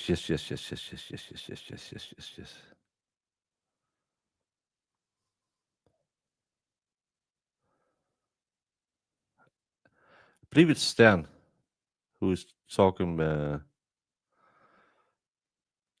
because he was trying to break down Ericsson. because of the stages. Yeah. I think I'm right. That's the beginning of you is, yeah, that's from 1 to 3 months. That's when you're starting to figure out I'm a person. I was right. It's Daniel Stern. Why aren't anyone as smart as I am? It's hard being this clever.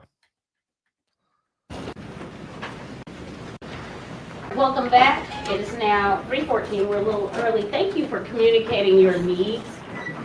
While it's not customary that we interrupt councils, I can't have you there needing a bio break or medication or food. So if Talking you about have bio break. additional I'm going to wants take a and bio needs, break. let us know. Don't hesitate. We are here to take care of you. Go ahead, please. Thank you, Judge. All right, ladies and gentlemen, now I have to start over. Just kidding. All right, well, I was talking about baby Kennedy, okay? And I was talking about the needs of a 45-hour-old baby, right? What does a 45-hour-old baby need? Baby needs comfort, right? Baby needs to be held. The baby needs to be kept warm. The baby needs a mother. The baby needs a father. The baby needs a real father. But what did baby Kennedy get? What did she get? She got lured away from her family, from the family that had just given her all that unconditional love that a little baby needs, showering her with all the things that a baby needs. For 1 hour, she got lured away from that, and she got brought down to Levi and Sedgwick, where she was in the car when 5 shots rang out. That's what she got. She was in the car when her mother got shot 5 times in the head and neck. She was in the car when her mother got dragged out of the car and dumped on the side of the road like a piece of garbage. Then she got kidnapped. She got taken out of that car and put in the white Chevy with him. And she gets driven all the way back out to Lathbury, and she gets driven all the way back down to Mud Island. A trip with this kidnapper that lasted longer than the time she was able to spend with her grandma, longer than the time she was able to spend with her family. And then what does he do? He gets down to the river. She was in her car seat, but he takes her out of her car seat. Do we think during all that trip that the guy that wants to kill her is comforting her in any way? Do we think he gave her a bottle? Do we think he changed her diaper? Do we think he hugged her? Do we think he did anything to comfort that little baby? He gets out there, and what's the first thing he does? He takes her out of her seat. He takes her out of her seat. He takes her out of the last vestige of comfort that she had. It's February. It's 11:20 at night. It's cold. It's raining. It's raining, that cold steel rain that you get in February that we've all ducked and run from. And he walks down that old, decrepit boat ramp. There's rocks. There's mud. There's trash. There's old dead bushes and grass. And he walks down there, and he gets her right to the water's edge. And this hat really should tell you, this is her hat. Look how tiny this thing is. And he walks out there, and he gets to the water's edge. The Wolf River. The Wolf River, right where it goes into the Mississippi River. It's a dangerous river. It's cold. It's 38 to 42 degrees cold. It's so cold that your body will go immediately into hypothermia if you don't get out super quick, but the little baby's not going to get out of it super quick. There's dangerous currents. There's unpredictable currents. There are catfish and creatures in that river. It's dark. It's full of mud and silt and rocks. Premeditation. Because what does he do? Grabs her by her feet and throws her in. And her hat just falls. right there by the edge. And as she's circling the water, going into that dark, cold void, what does he do? He just walks away. He just walks away. Let's think about intent and premeditation with respect to that act. Okay? What did he think? What do we think he intended when he took her out of her little car seat? What do we think he intended when he drove her all the way down to Mud Island? What do we think he intended when he drove her right to the boat dock? What do we think this guy intended when he took her out of that car seat? What do we think he intended when he took her away from her blanket on that frigid February night? What do we think he intended when he took her away from her mittens on that frigid February night? What did he intend? He intended to kill her. That, ladies and gentlemen, is premeditation, and that is also the most egregious kind of aggravated child neglect that one can imagine. Putting a little baby like that in that situation. It's cold, it's callous, it's premeditated murder. Now April Campbell deserves justice for what happened to her family. She lost her 27-year-old daughter. She lost her 27-year-old daughter. And we kind of lose sight of that because we talk a lot about baby Kennedy, but 27 years old, murdered. 27 years old, 2 days after giving birth, happy as she could be. She didn't need him. She didn't care about him. She would have been just fine without him. But he killed her when she was 27 years old. What else did April lose? What else did her family lose? She lost her little granddaughter. April Campbell got to spend 1 hour with her granddaughter. She deserves justice, ladies and gentlemen. Danielle Hoyle, Kennedy Hoyle, there were people. We talk about all these legal terms and we're having all our arguments and we have all the autopsy photos and all the jargon and all the mumbo jumbo, but don't lose sight of the fact. They were people and they mattered. You know, I've been doing this a long time. And when you have a case like this, it gets in your soul. It really does set with you. It leaves a mark on you and it never goes away. It never does. And we've had this case for a long time. And when I get to this point, it's difficult. It's difficult to give it up. It really is. But now's the time. Now's the time for us to give the case to you. For us to give the case to you to make a decision, and we know that you did the right thing. We know that you did the right thing with the case. I'm going to ask you to bring back the verdict that common sense demands, the verdict that common sense dictates, the verdict that all the evidence dictates, the verdict that justice absolutely demands. Brandon Isabelle, he's guilty of the premeditated murder of Danielle Hoyle. He is guilty of the premeditated murder of Kennedy Hoyle. He's guilty of the aggravated child neglect of Kennedy Hoyle, and he's guilty of the murder and the perpetration of the aggravated child neglect of Kennedy Hoyle. And he's also guilty of the especially aggravated kidnapping of of Kennedy Hoyle. And we really do appreciate your time, ladies and gentlemen. It's been a long, long road, and we appreciate your time. When you retire to the jury room, you will first select one of your members as for your deliberation. You have a jury. You return to your seat in this courtroom. Your personal deliberation will be recorded. The decision is self-defined. Time each time the unnecessary statement. The number of charges guilt. The decision on the decision anyway. A jury to the evidence that raised each charge. And to separate each time the indictment. Decision on one charge, guilty or not guilty, should not influence your decision on any of the other charges. The defendant may be found guilty or not guilty of any or all of the offenses charged. Your finding as to each crime charge must be stated in your verdict. If you find a defendant guilty on all counts from the evidence beyond a reasonable doubt, you should convict on all. If you find from the evidence. Defense closing, 8% said an A rating, 8% said B rating, 17% said C rating, 67% said D rating. Beyond a reasonable doubt, one or more counts guilty and have a reasonable doubt as to the guilt of the other count or counts, you should convict on the counts you are satisfied by a reasonable doubt as to the guilt of and acquit on the others. If you have a reasonable doubt as to the guilt on all, you should acquit on all. In deciding the guilt or innocence of the defendant, you shall first consider the offense charge in count 1 of the indictment. If you unanimously find the defendant guilty of first-degree murder, premeditated killing, beyond a reasonable doubt, you shall return a verdict of guilty for that offense.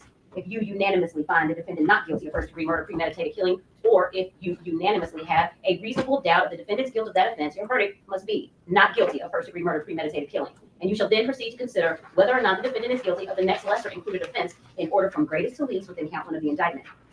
You shall not proceed to consider any lesser included offenses unless you have first made a unanimous determination that the defendant is not guilty of the immediately preceding greater offense, or you unanimously have a reasonable doubt of the defendant's guilt of that offense.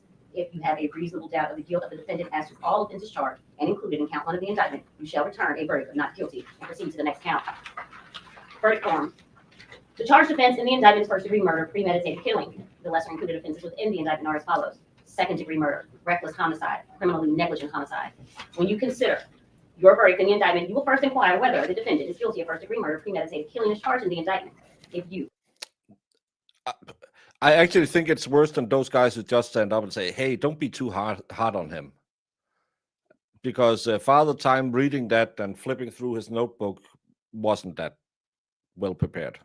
unanimously find the defendant guilty of this offense beyond a reasonable doubt, your verdict should be: we, the jury, find the defendant guilty of first-degree murder, premeditated killing as charged in the indictment. If you unanimously find the defendant not guilty of first-degree murder, premeditated killing as charged in the indictment, or if you unanimously have a reasonable doubt of his guilt of this offense, your verdict must be not guilty to this offense, and then you shall proceed to determine whether the defendant is guilty or not of the lesser, guilty or not guilty of the lesser included offenses in order of their It's consideration 3 set out o'clock, in these right? instructions. They'll If be you done unanimously on find the defendant lunch. guilty of Dinner. a lesser included offense in I the don't know if indictment, they had beyond a lunch reasonable already. doubt, your verdict should be: we, the jury, find the defendant guilty of blank as included in the indictment. Insert in said blank space the lesser included offense. If you find the defendant guilty, you can convict him of only one of the above named offenses charged and included in the indictment. If upon all the proof, you unanimously have a reasonable doubt of the defendant's guilt of the offenses charged and included in the indictment, under the law defined and explained to you, it is your duty to acquit him, and your verdict should be: we, the jury, find the defendant not guilty of count one. You will write your verdict as to the indictment on the outside of the jacket and sign one of your names to the verdict as foreperson. After you reach a verdict in count one of the indictment, you will next inquire as to your verdict in count two. You will use the same rules in this count as you were instructed to use in the previous count. The charged offense in count two of the indictment is first-degree murder, premeditated killing. The lesser included offenses within the indictment are as follows: second-degree murder, reckless homicide, criminally negligent homicide. When you consider your verdict in the indictment, you will first inquire whether the defendant is guilty of first-degree murder, premeditated killing as charged in the indictment. If you unanimously find the defendant guilty of this offense beyond a reasonable doubt, your verdict should be: we, the jury, find the defendant guilty of first-degree murder, premeditated killing as charged in count two of the indictment. If you unanimously find the defendant not guilty of first-degree murder, premeditated killing as charged in the indictment, or if you unanimously have a reasonable doubt of his guilt of this offense, your verdict must be not guilty as to this offense. And then you shall proceed to determine whether the defendant is guilty or not guilty of the lesser included offenses as set out in these instructions.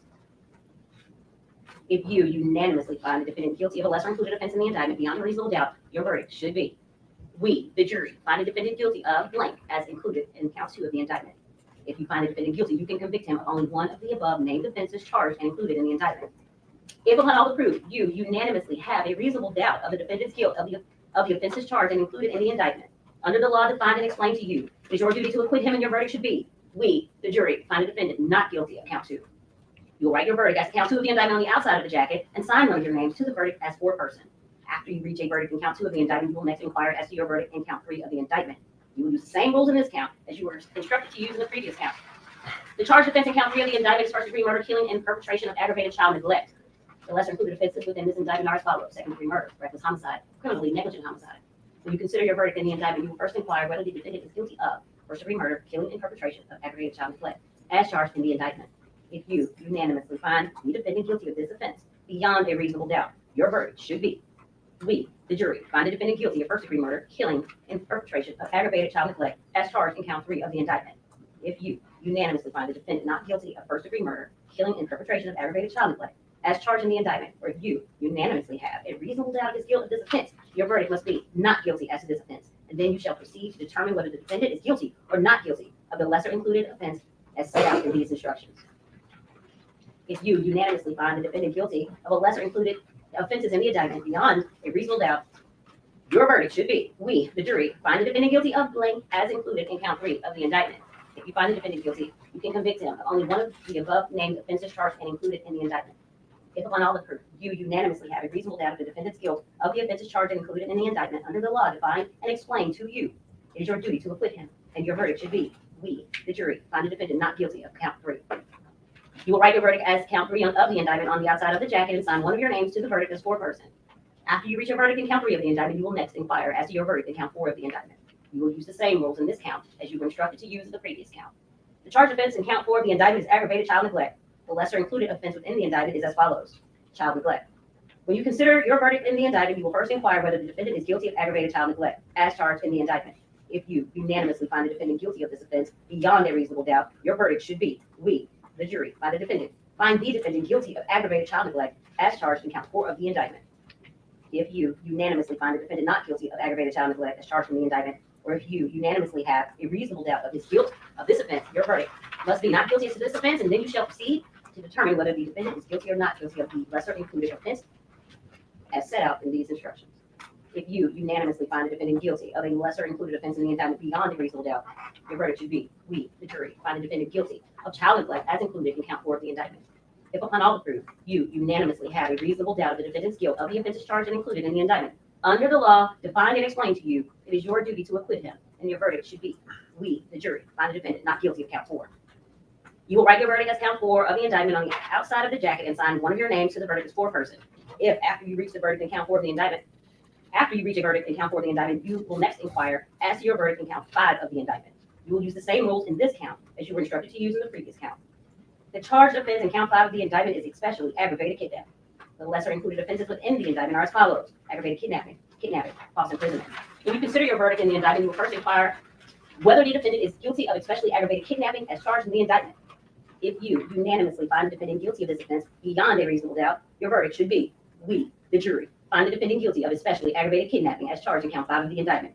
If you unanimously find the defendant not guilty of especially aggravated kidnapping as charged in the indictment, or if you unanimously have a reasonable doubt of his guilt of this offense, your verdict must be not guilty as to this offense. And then you shall proceed to determine whether the defendant is guilty or not guilty of the lesser included offense as set out in these instructions. If you unanimously find the defendant guilty of a lesser included offense in the indictment beyond a reasonable doubt, your verdict should be, we, the jury, find the defendant guilty of blank as included in count 5 of the indictment. If you find the defendant guilty, you can convict him of only one of the above named offenses charged and included in the indictment. If upon all the proof, you unanimously have a reasonable doubt of the defendant's guilt of the offenses charged and included in the indictment under the law defined and explained to you, it is your duty to acquit him, and your verdict should be, we, the jury, find the defendant not guilty of count 5. You will write your verdict as count 5 of the indictment on the outside of the jacket and sign one of your names to the verdict as foreperson. Take the case, consider all the facts and circumstances fairly and impartially, and report to the court such verdict as truth dictates and justice demands. You may now begin your deliberations. However, 3 of you will not be joining your colleagues.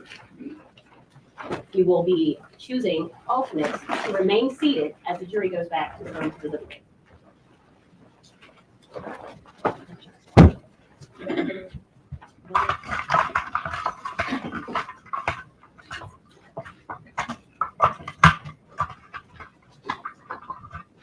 Number 12.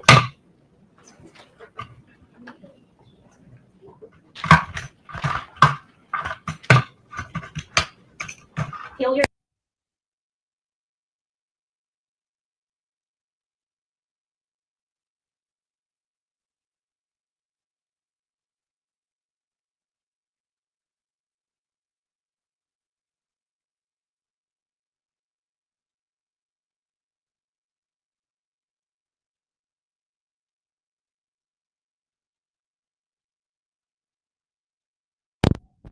Because now, 3:37, I suspect that Deputy Moore will have conversations about the order of events.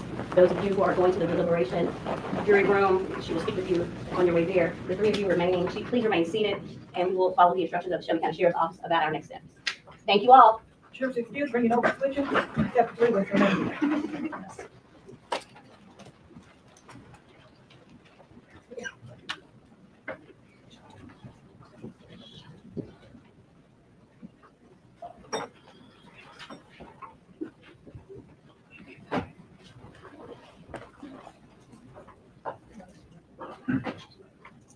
You may be seated. The court's going to be in recess.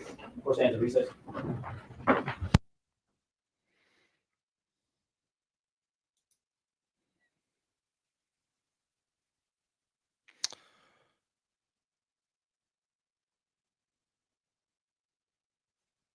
technical thing. Doesn't the judge normally say, "Hey, everyone, if you're going anywhere, be back in 20 minutes"?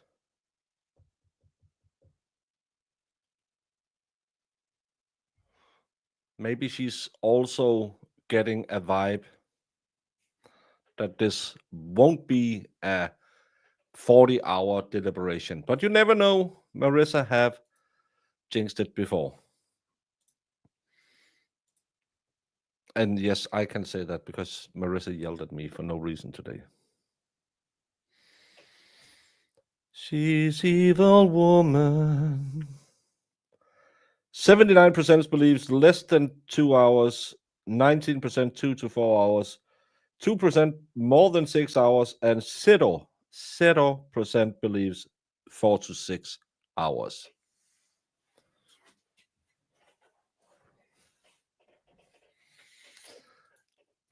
Well, I did listen to you, but you said it's in the papers. I didn't see the papers. I have shown on the golf in my Twitter feed today. Trust me, I'm not getting smarter.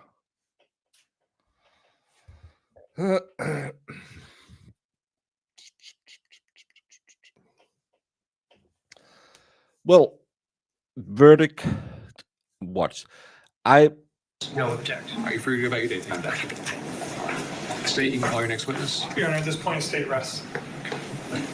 We'll give Dr. Oh, they're The all. state has now rested its case, and as you can see, also up the deliberations clock for the baby. So they already rested the case with the guy who pew-pewed his girlfriend in the face, apparently. Let's see if they can beat 17 minutes. Yeah, Bradley Young was 17 minutes.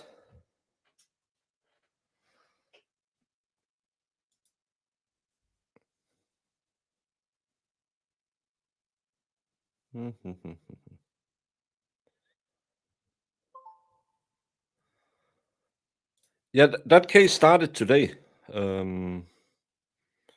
So that's quite interesting.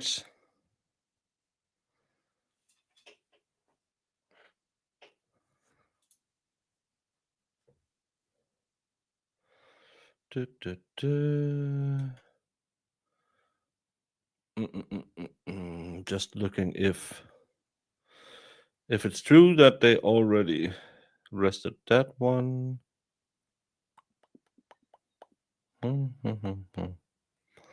Mum.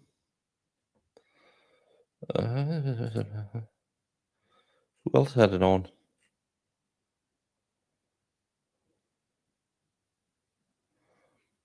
No.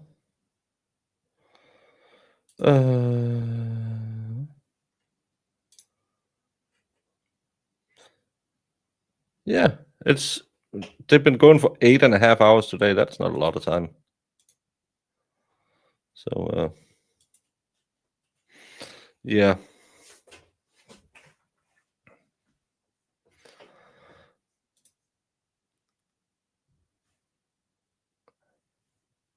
No, I chose this trial because I thought it looked more interesting than the guy whose daughter had pled guilty. I thought that's a stupid open and shut case, but I hadn't read that this guy confessed, and that case ended in a hung jury. So I don't know what this one is going to be.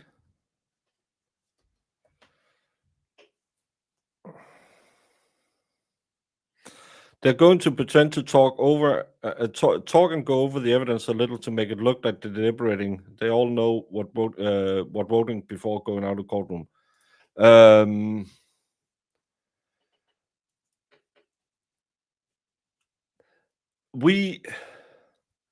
We'll give when we go to deliberate, the judge will say, "I think we'll be back in," and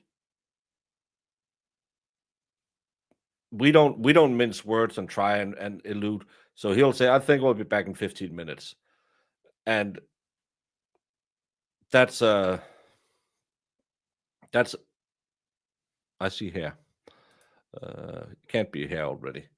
Someone is walking in front of the camera, but and judges, normally our deliberation time is like 15, 20 minutes, depending on, of course, if it's a case where we have to go through a lot of evidence and say, did they prove that they stole this or that they had this?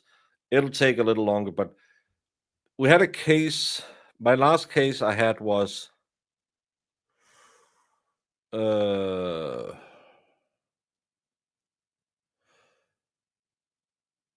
was a guy who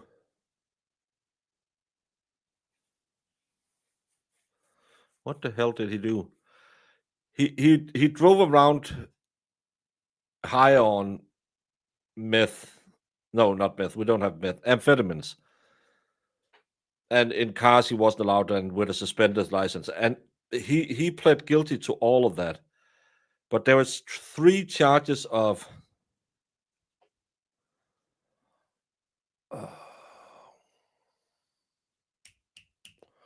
can't even remember what those was, robbery or something like that. And when we went in, of course, we found him guilty on everything he admitted to.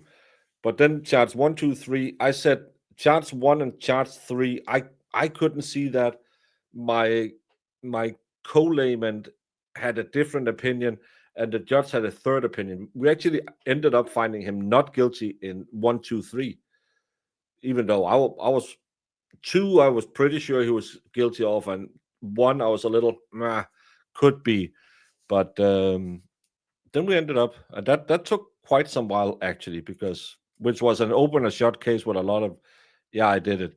The rest of it we actually went over, but other times you just go in and say, holy fucking God, this guy, just sign the papers, and then we'll have to discuss how long does he have to, because we'll do the sentencing at the same time. So we'll do aggravated assault, 245. Okay, he punched him and kicked him in the face. That's aggravated assault. Yes, we saw the surveillance video. Boom, just find him guilty. And then we'll go and say, and we will have like a sentencing guideline from the state and from the defense. The defense will, of course, always say, well, they didn't prove it. But if you find they proved it, give him 3 months in prison. And the state will then say, well, we did prove it, give him 6 months. And then the judge will pull cases and say, well, the sentencing guidelines is roughly this. And then we'll discuss that and say, well, the other guy did push him a couple of times, or he just went up there and kicked him, so we think he should have more than normal. So we sit and do that, but most sentences, I think we do with both deliberation and sentencing is done within 30 minutes in Danish courts.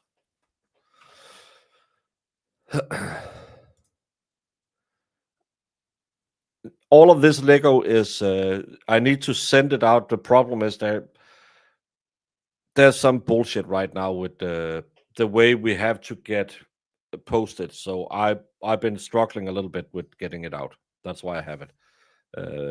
And the problem is I don't really have time to build, because I've been covering a lot of cases.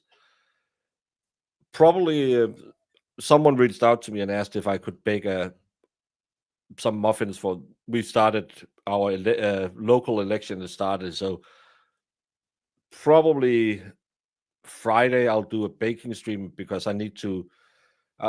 She asked if I could bake for every Saturday, and I'm thinking, no, I'll just make a shit ton. She just wants some muffins, and I'm thinking, because she's on the blue side of the political spectrum, so I'll make some blueberry muffins and just make a shit ton of them, and then hopefully she'll have enough. So Friday will probably be a baking stream.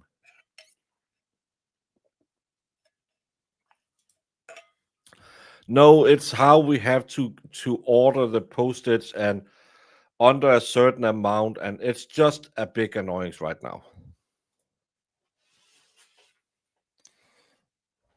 So blueberry muffins, but I can never get my muffins to be that big. We call them American muffins, and then like when they're these big ones, mine are always just flat and boring. But that doesn't matter, because they need to be given away for free anyway. So, but that'll be Friday. I'll be blueberry muffining it. So There will be a baking stream for all of those people who always complain I don't bake.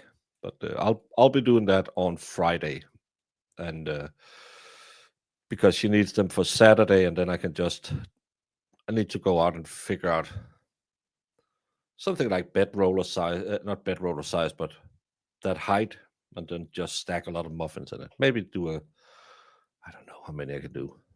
I'll have to figure it out. It's gonna be a lot of work, but luckily I do it for free. And I'm not even running in this election. That's weird. I have been running in every election since 2000 and I want to say 4, maybe 6. I don't know. It has to get a bit colder for me to make my applesauce muffins. I also want to make homemade donuts. Never made homemade donuts. Donuts never really caught on, but there's nothing like I like an apple muffin where you take a slice of apple and put in, and then give it a little cinnamon sugar on top. Yeah, I know, but I've been trying to use the American muffins recipe, and they just never pop. I don't end up yelling. I only yell at you, Sue, because you're always complaining. Overmixing if your muffins are flat. I don't know. Maybe it's because it's small batch or something.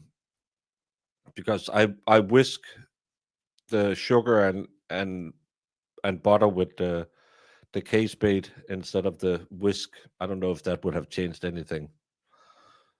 I don't know. I don't like blueberry muffins, but I make them for Mr. O-Line Red. He loves any blueberry-related baked goods. It's just because she's on the blue. It's so I don't have to make a batch every Saturday and put. Normal, I would put blue glazing on top, or I would do like the party emblem is a V, so I would put that on. But I'm thinking if I just make a shit ton, because muffins are pretty easy, and if I can make like 100 or something like that, they should have enough, and then she can just pull out as many as she wants to give out, and just give it a little bit of powdered sugar on top to make them pop a little bit. Yeah, I know I'm muffins, but I tried to go with the American muffins recipe, but it's just never worked. Sugar has no influence in how a cake like that rises. I was a baker my entire life because once a baker, always a baker.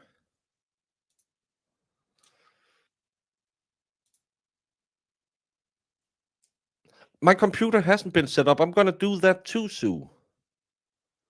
Stop yelling at me.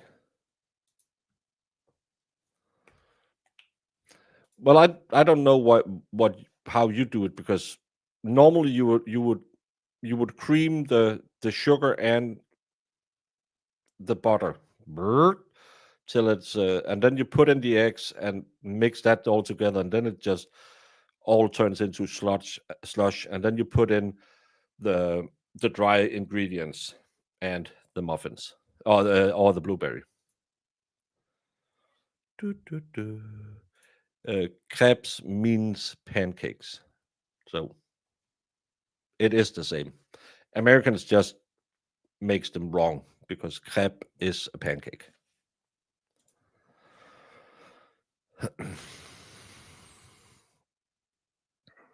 It makes a difference how it tastes. Taste is no problem. My taste is always fine. It's just it's not as high as I want them to be. Sue, you will annoy me, so I will start yelling. This isn't fair, because you'll just come in here and say, "Hoity, hoity, hoity, I'm sitting in my pool. Did you all know that Ashley Benefield is guilty? Baker is an idiot." And then we'll start yelling at each other again.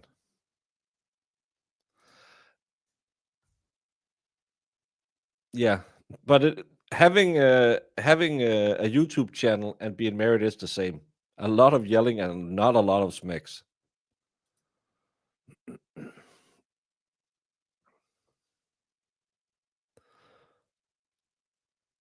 zucchini. Why would you put that in a bread? I spoke perfect redneck.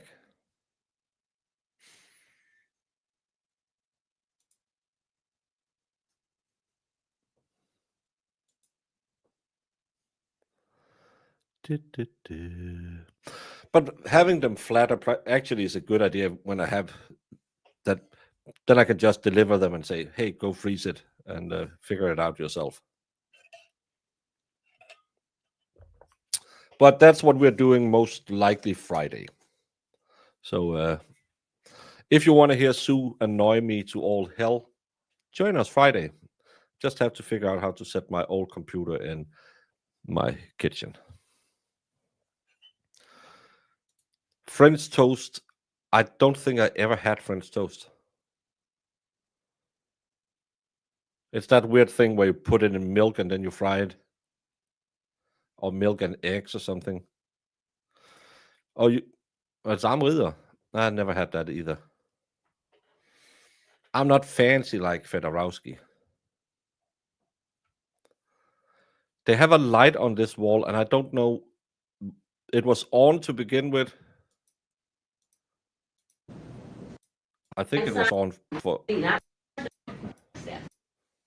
No, it wasn't on. Oh, this is probably. Oh, no, there was. I'm pretty sure I saw it. Yeah. Yes. See, the light was on. What it means, I don't know, but it's turned off again.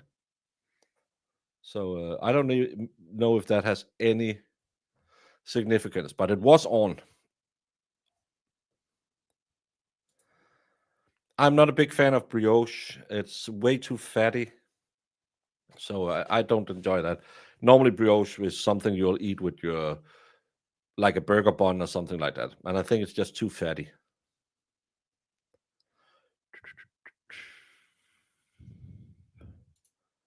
My mom often made it for breakfast in the weekends. My mom, she would make pancakes if she made it. Maybe if Jamie would give me a day off, I should just make pancakes. And it's been a long time since I had pancakes. That's why I wanna be rich and buy a house up where my grandson lives, and then I can make him pancakes, and then I can eat most of them. That's why you have grandkids, so you can eat all the stuff that you make for them. I just said I wanted to have pancakes. Why is it always hate from you? Sue, this is why I yell at people. When it's stale and it's soaked in custard and fried in butter, you can't tell how fatty the bread is. Trust me. Oh, but I'm just brioches. I made them. I can't even remember. We did something where I made brioche, like hot dog buns, and I'm just not a big fan of it. I like it a little more bready instead of that.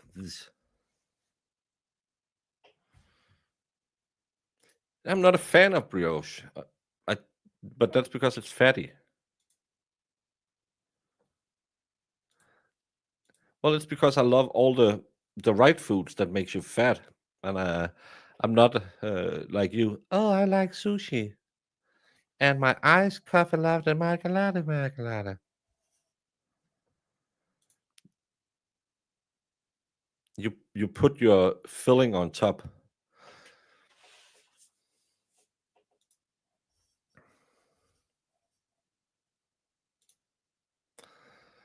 They you can get them in little, right? I've seen those. They look. I never tried them, but hey, I never had a pretzel in my life, so I don't know. Yeah, that's it's kind of okay as a burger because you have a lot of salt in there, but as a hot dog bun, it's not enough. Sushi is wonderful. No.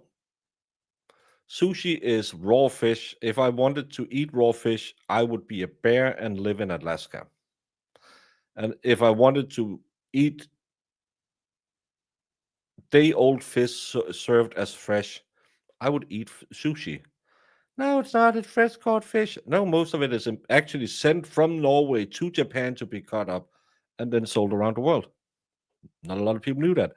A lot of the salmon in the world is actually raised in Norway.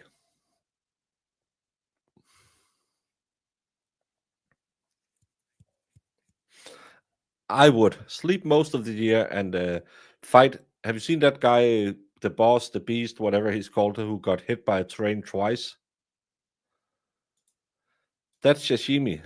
Every sushi is made with raw fish. I know my sushi. It's horrible. And have you ever seen those videos where you can see all the stuff crawling out of the raw fish? No, but it's fancy. It's soggy rice that's cold. It's so amazing. It's the same people who told you avocados were good.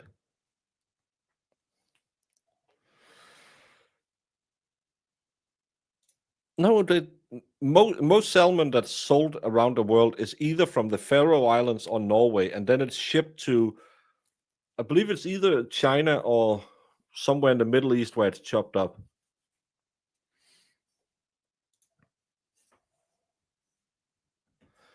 Yeah, and it's really bad for the environment, that raising of salmon. You need to try the Borikua sushi. We just have to change everything. I don't know what Borikua is. Avocados is overrated, overhyped, and probably one of the worst things to do to the planet. But because all the hipsters thought that they liked it in their smoothies, it's a-okay. It's one of the most, that and is it peanuts or almonds that are two of the most water needing plants. And everyone is like, oh my God, that's such a great one. Let's ruin all of California just to have some green, shitty fruits. Well, vegetables that no one likes.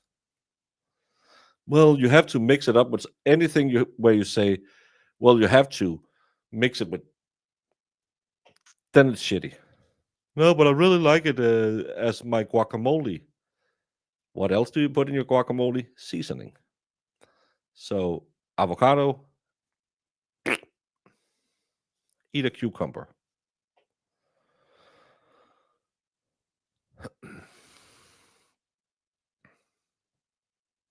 Try a lot of cut too and sell it because of old tradition in Spain and Portugal. I thought that was herring. Back in the day, that's how we got rich. Almond milk is absolutely the worst, but because all the hippies say, oh, it's really good for you and it's good for the environment. No, it's not. It's the same with people who say, well, you should all eat ecological, do you call it ecological products because it's good for the environment? No, it's not. You need to grow 50% more to get the same result. You need 50% more area to grow the same amount of produce because you can't fertilize it as well. But I had a lot of those discussions when I was in politics where I said, if we want to do it good for the climate, we should eat local stuff. We shouldn't be buying things in Brazil, put it on a ship, sail it to Denmark. We should go and buy a carrot because a carrot can grow in Denmark. Potatoes can grow in Denmark. Turnips grow in Denmark. Celery, asparagus, apples, pears. Yeah, but I really like my avocado. Well, so don't tell me it's because of the environment. Tell me it's because you just want to have what you like.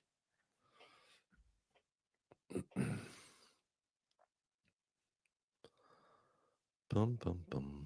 Bum, bum, bum, bum. Bum, bum, bum, bum, bum. Well, you've always been a hipster. That's why. Just look at your hipster cowboy hat.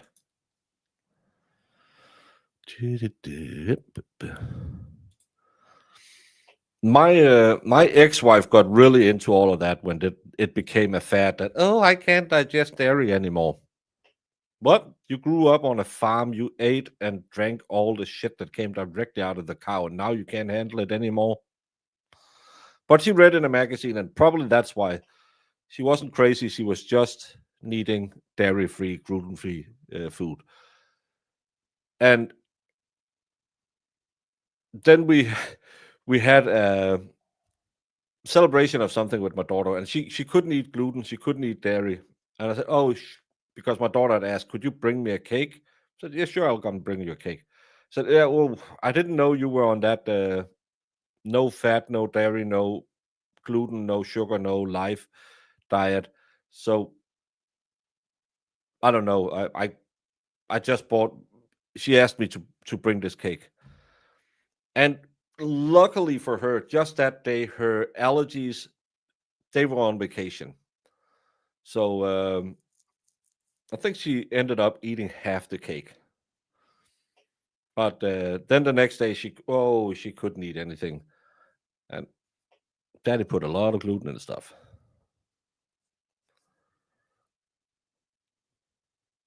Bananas are also not eco-friendly, but I'm not giving it up. Bananas at least taste good. It's not like avocado hipsters. Yes, it was very, very hip. And again, there are people out there who has a real disease, it being celiac, and it's really bad for them. Just because, oh, I get a rumbly tummy, that's not because you are allergic. But if you shit yourself for hours, then you are allergic. No, but I feel bloated. Yeah, then it's not because you're allergic. It's just because you ate.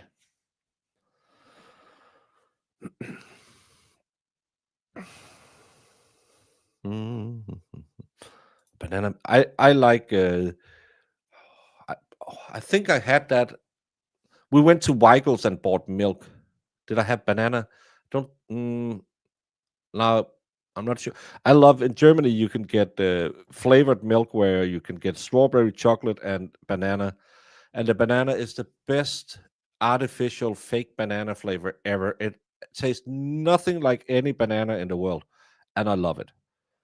It's probably the best thing that I can buy in Germany.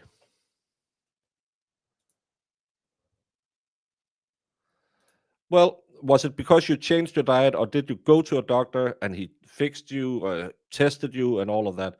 Because most people will find out that it's probably not because they can't stand gluten, it's because they have a wrong diet. They don't get enough fiber, they don't get enough fruits or vegetables. It's most likely that. And that's when everyone says, I changed to non dairy or I changed to non gluten and I was better. It's more likely placebo and that you chose better food types to have, because a lot of people will go out there and say, "Ooh, I feel so bloated every time I had a piece of toast." But what did you have else that day? Did you have some fiber? Did you eat some? In Denmark, we eat a lot of. Oh! We have light. I don't know what the light means, but we have light. Light must means. Marissa, have you called court yet? Marissa, why haven't you called court? Marissa, what is the light? It's yellow, white. Is it a verdict? What is it? Marissa, why did you turn the light off?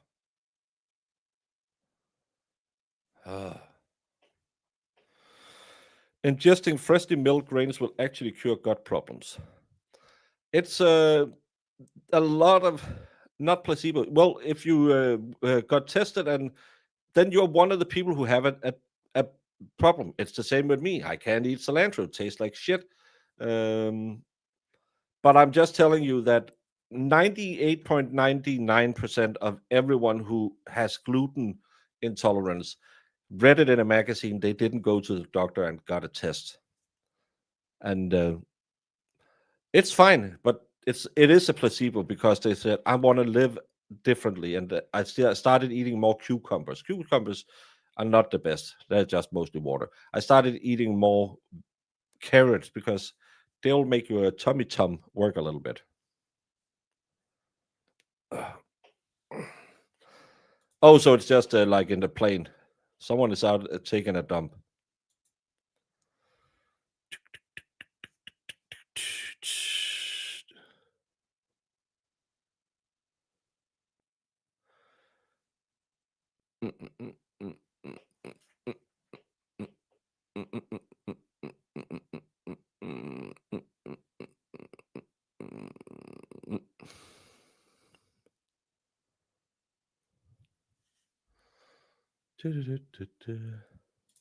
Carrots are good for you. But again, it's also where you're from. Some people can digest certain things, other people can't really digest them. And it's also your culture, because the amount of white bread that Americans eat, we don't understand that, because we eat rye bread, and white bread is something you like a dessert. If you need, I'm gonna have a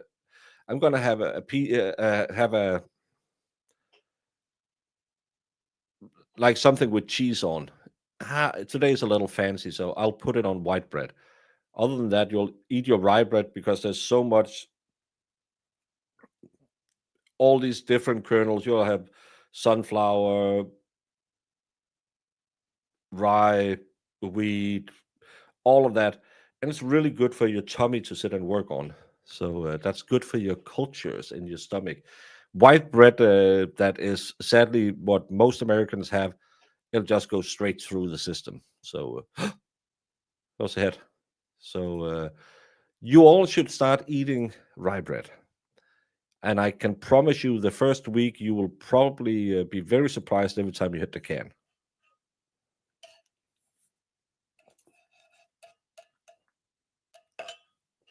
Yeah, it's for fancy stuff. You don't eat it every day. No, rye bread is actually cheaper in Denmark to buy. Everything is cheap if you make it in a big enough portion. It's because Americans haven't learned how to eat it. The closest you get to it is pumpernickel, which has nothing to do with rye bread, but that's every time you say, "Hey, we have having rye bread." So it's like pumpernickel. No, that's not. But that's the closest you get, and that's why it's really lovely to visit you for a short time. But after a very short period, you think, I could really use some food where my stomach had to do a little bit of work. So you could get the system work. Head.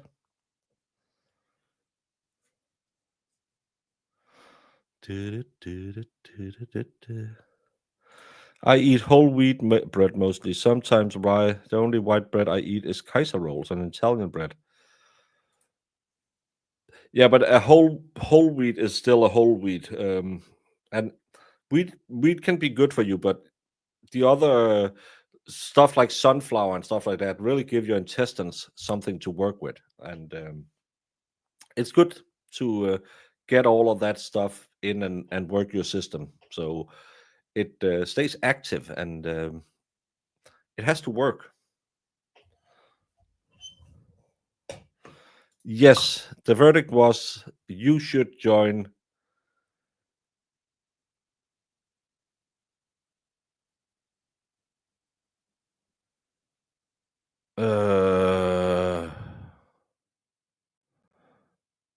What's the name?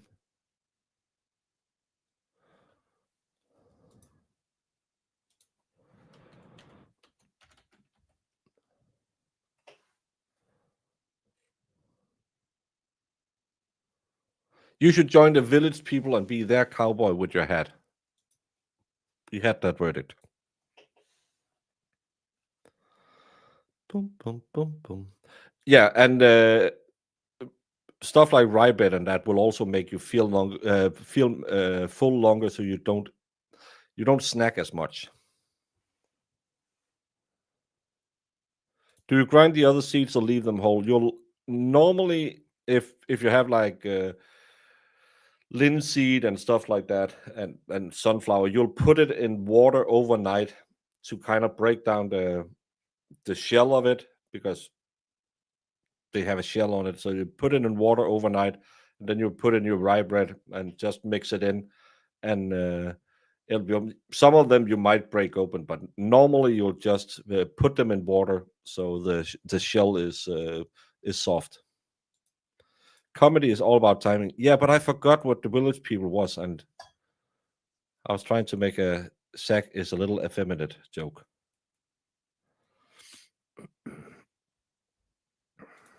Yeah, but I don't want to see that again. You sent me the pictures last time, and I was utterly disappointed. The big thing when I was a baker was a 3-corn bread, 3-grain bread, and that's okay with a piece of cheese on it. That's good. I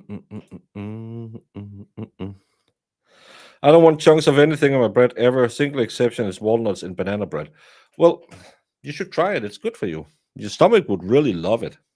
Well, stomach would hate you the first week, or your bunghole, because you'll probably be a little constipated, and then you're gonna have the best craviola you've had in your life. That's the thing when you get home from the Americas and you've been eating all of that white bread, and you get some of the good stuff in your system again. I'm not saying it's party time, but I'm just saying I could play the 1812 overture in my bathroom.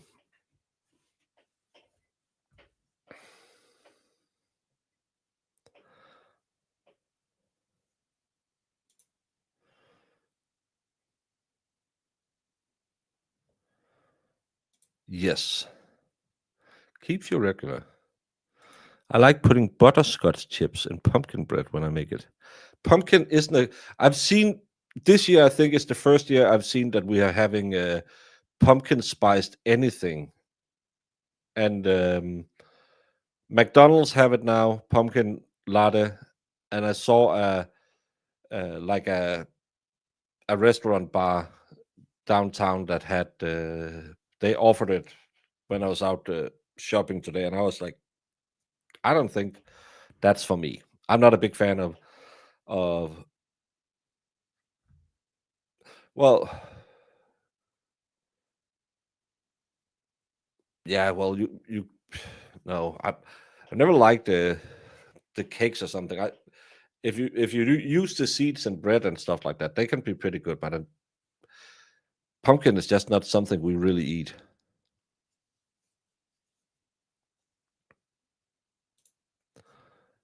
I have a culinary degree. I should know a little bit about how it's working.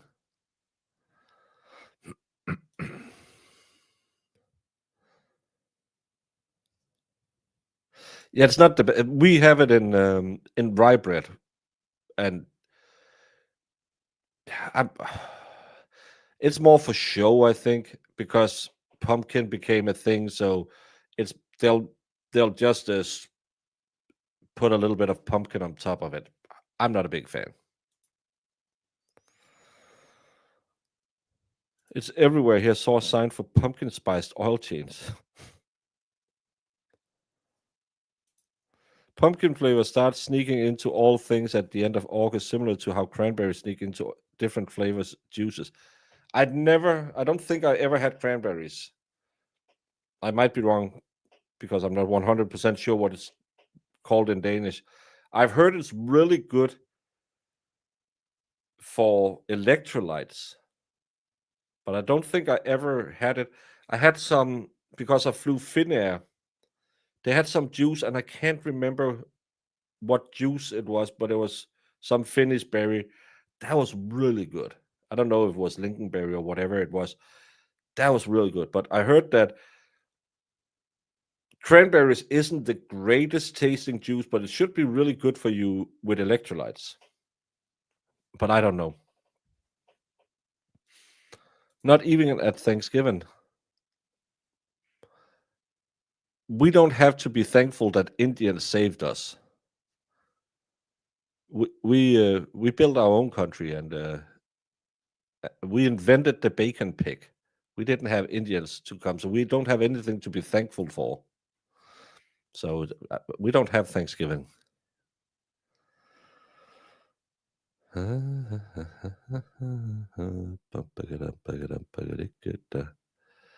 Cranberry is good for cystitis.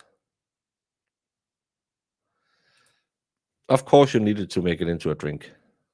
This is a good Christian channel.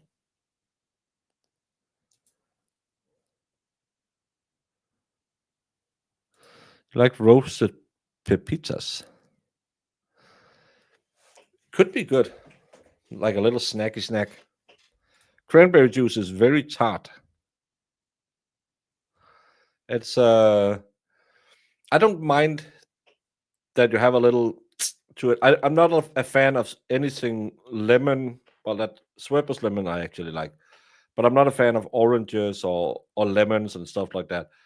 But I like it when they have that sourness to them. But I just don't like citrus sourness. But another juice with like, well, I do like grape juice. That is also a citrus. But I'm just oranges and limes and lemons. I'm not a big fan of those. Yeah, don't you complain. We built your country too. Well, we made sure you were kept at a convenient size because we gave you all the spoiled food and stuff like that. Cranberry juice is for UTIs. I've heard that as well. You can't handle beets. I never had. When my ex-wife stopped being a gluten, stopped her gluten allergies, she started doing the ginger shots and the beet shots because that became the thing. My daughters were like, no, thank you, but they had to do it. So.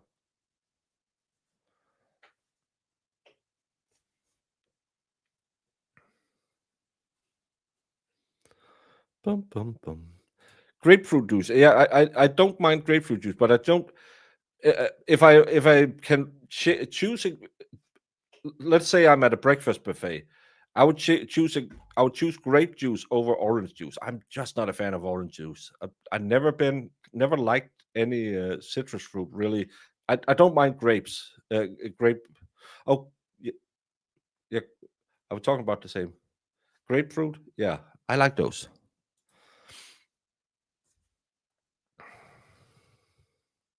I'm talking about a lot of things that I like. That you don't eat rye bread. Don't come at me. I don't like anything that ain't white. I shouldn't say that. That sounded a little racist.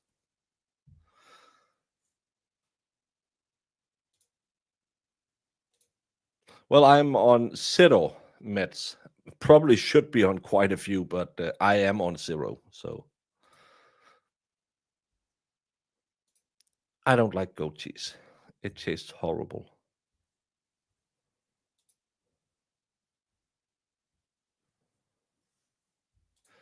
I don't eat those. My kids had them. I don't eat nuggets. That's not my thing.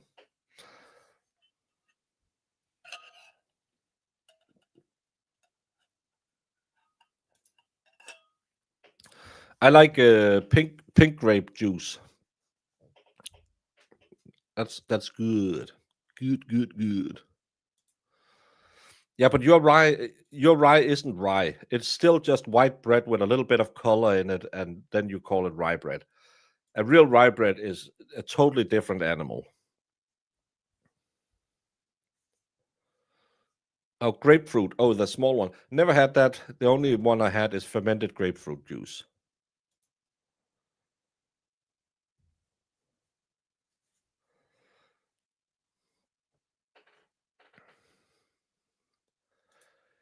We only have the red beets, but piece of rye bread, some leverpostej, and some red beets on top of it. You are in for a great lunch.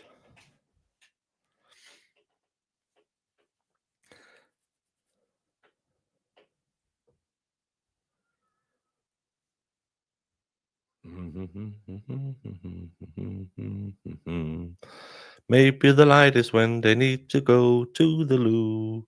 And it's 11:30. I don't think I'm gonna make a night stream. and they have been out deliberating for an hour, 17 minutes roughly.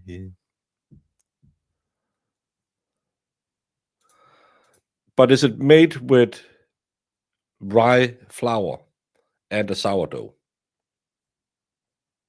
And we're not talking about the normal sourdough you make when you make your ciabatta and stuff like that. Talking about a rye flour, rye sourdough. That's very different than the normal. It's very dry. It's not. You might get it in Chicago, but I bet you that 95% of everything called rye bread in America is just wheat bread with a little bit of rye in it and some food coloring so it looks darker. I never met a rye bread that was a rye bread.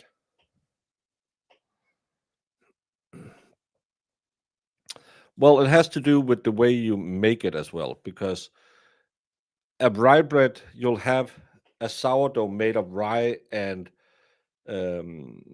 buttermilk, because you need the acids to start breaking down the enzymes. And that's a very, very dry. It's not like that watery thing that you use for your Italian breads. It's very dry, and you'll chuck that in, and then you'll have rye flour. Rye flour sucks in a lot of water compared to wheat, and it'll be much denser. It's really, really compact, and it's a totally different animal than your normal wheat breads. And you can emulate and say, well, I put rye bread, there's rye flour in it, but most of the time they'll do the 80-20 split or the 90-10 split. So they'll just put in 10% rye flour, because it's also harder to bake with, because it's very dense and it's not going to rise that much. And then they'll just put either a little bit of some malt syrups so it'll turn dark. Most of the time, if you see a dark pumpernickel and stuff like that, it's just malt syrup that you use to make it dark. Or you can use some burned malt, but please don't use that, because apparently that's a little cancerogenic, but don't think about it.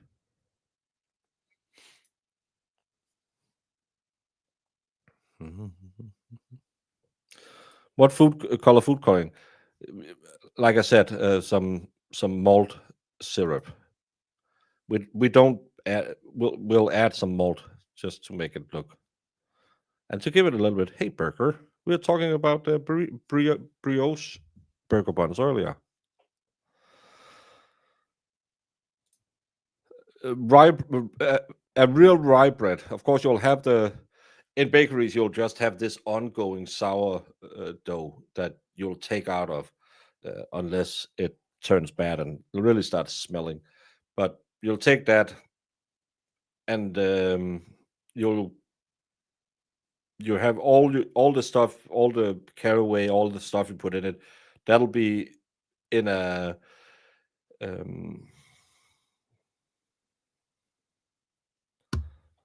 pot with water, so it kind of loosens up all of the grains.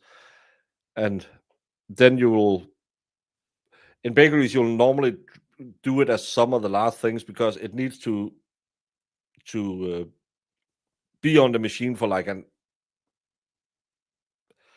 45 minutes to an hour, just slowly, and it has a very slow rising time. It's not going to rise that much, and it takes a long time to bake. It takes an hour and 10 minutes to bake. So it's always the last thing you make in a bakery, because when you're done making it and it just have to be baked, you can let the apprentice run it for the rest of the day.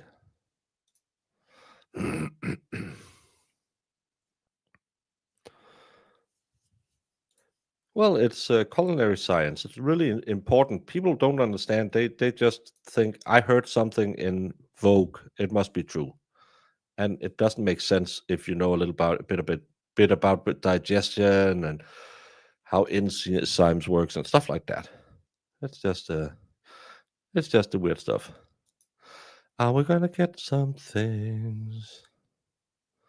Are they gonna get some things? Bum, bum, bum, bum, bum, bum, bum, ba-dum, ba-dum, bum, bum. Even most of U.S. healthy breads are filled with sugar and maltodextrin. Yes, most of the bread you have would be technically considered a cake in Denmark.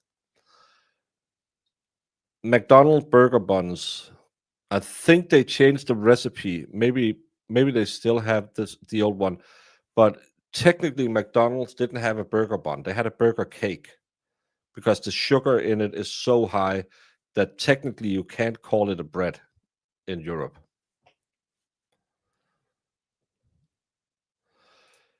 Yeah.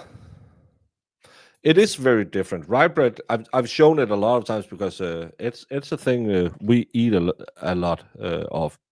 We are famous for our you Yanks call it open-faced sandwiches, but we just call it råbrød. It's actually where the bastardization of smorgasbord comes from because it's smørbrød. Probably some Swede who said it.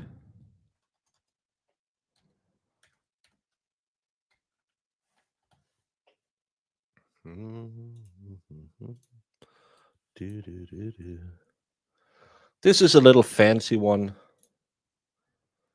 So you can see a lot of, looks like sunflower seeds in this one. But that's really good. That'll give you hair on the chest sack. You should use that. So 2 slices of that and you're done for lunch. That'll fill you up, as they say.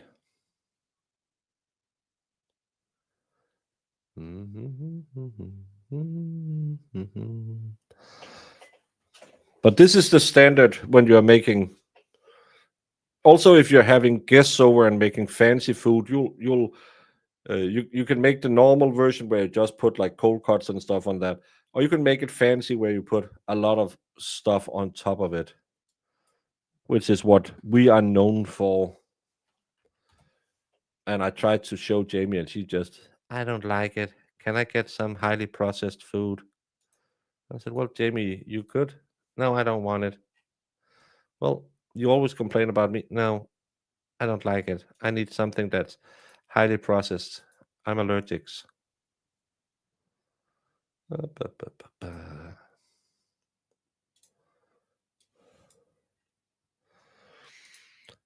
Then when you're having your fancy guests over, you'll make like stuff like this, where you do a little more fancy stuff. You always try and get the one with the fried fish, or the egg and shrimp is also the great one. Don't go for this one. That's what do you call it? I think it's called brisket in English, but it has the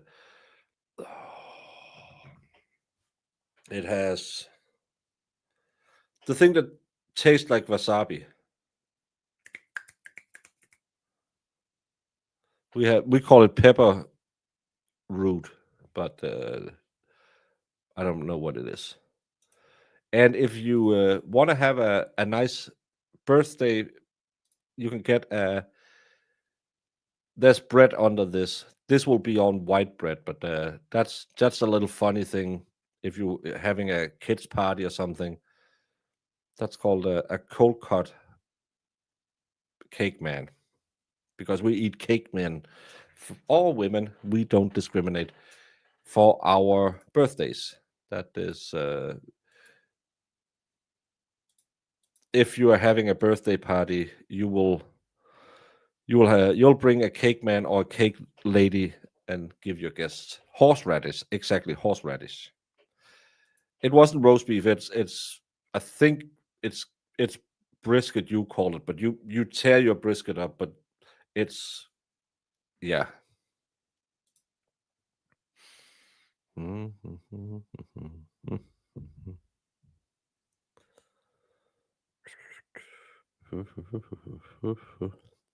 But that's Danish cuisine. Oh, you need that. Come on. Let's get to it. I want to get to bed before midnight. London broil. I don't know what that is. Never heard that word before.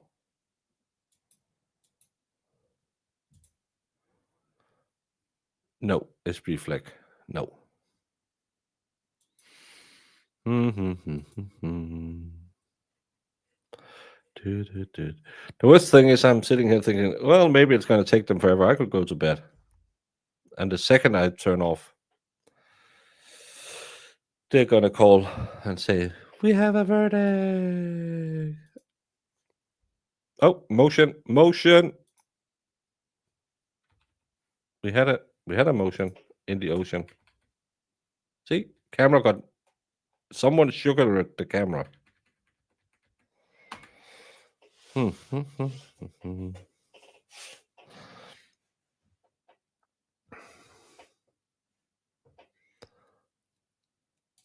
kind of roast beef or prime rib. As Fedorowski said, we don't have all these newfangled deli meat names. Just we don't really have like 5 different cold cuts you put on. You keep claiming that there's motion. I just showed you there was motion.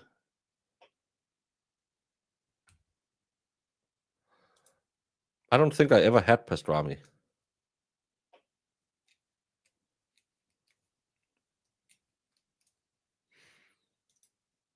Pickled fish are good. Well, I like pickled herring. Pickled herring is good, especially with a little curry. Either curry. Oh, we had motion again, Jemima. Stop yelling. Look, all that motion. Look at all that motion. It's shaking. Something changed. Some light changed underneath it.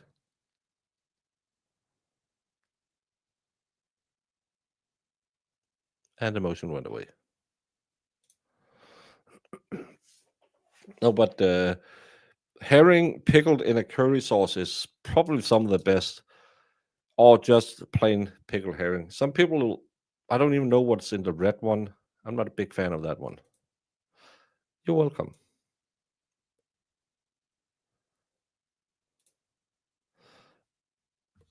I don't think you need all the motion, lot of motion, Jemima. That's like seeing Chloe and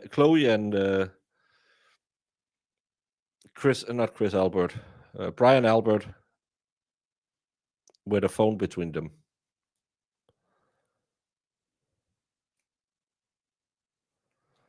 I think the light on was a verdict. They are just waiting for everyone to get there.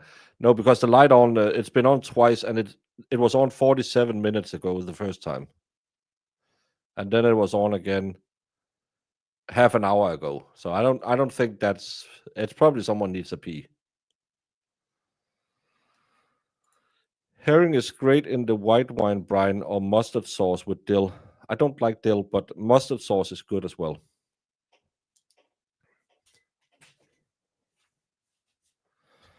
Pastrami is a type of cured meat originating from Romania. Turns out.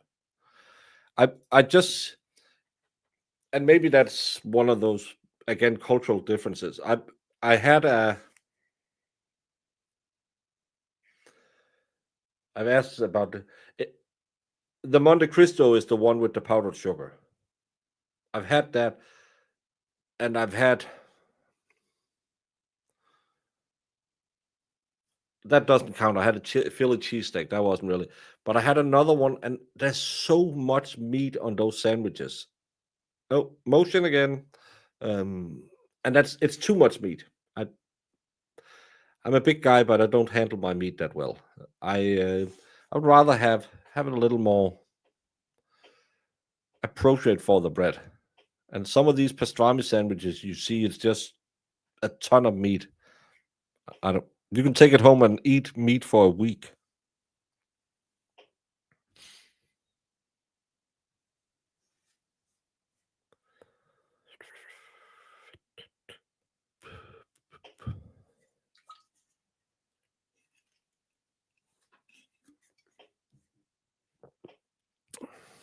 I don't know what corned beef is either. Never had it.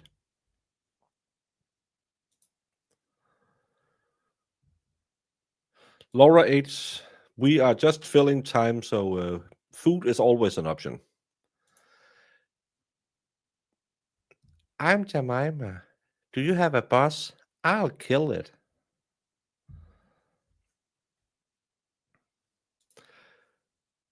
But it was just too weird for me that you got a fried sandwich or a hot sandwich, and then you had jam and powdered sugar on top of it with melted cheese inside. That was just weird. I should have gone for something else. Philly cheesesteaks at the Philadelphia airport is not the best. Brandon had recommended me the best place in the airport, and I was more angry that I had to pay 8% sugar tax than that the burger that the sub was that bad. But I think the next Philly cheesesteak, I need to go to somewhere where they're not underpaid airport workers.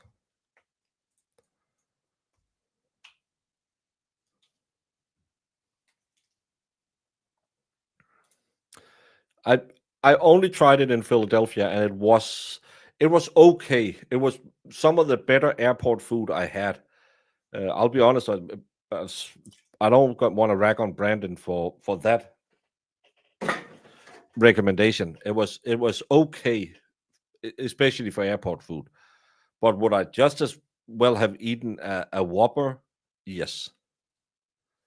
It was not a culinary experience where I was thinking, oh my God, I need this again.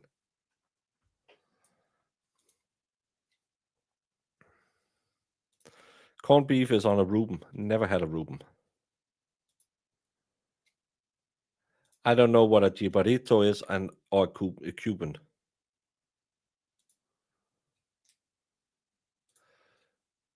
I didn't watch the new Fantastic Four. I watched the new Superman. Pretty decent movie. I don't understand why people hate it so much. Is it stupid sometimes? Yes. Is it a cartoon movie? Yes.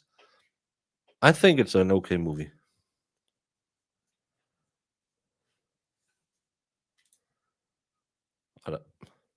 I need to go there.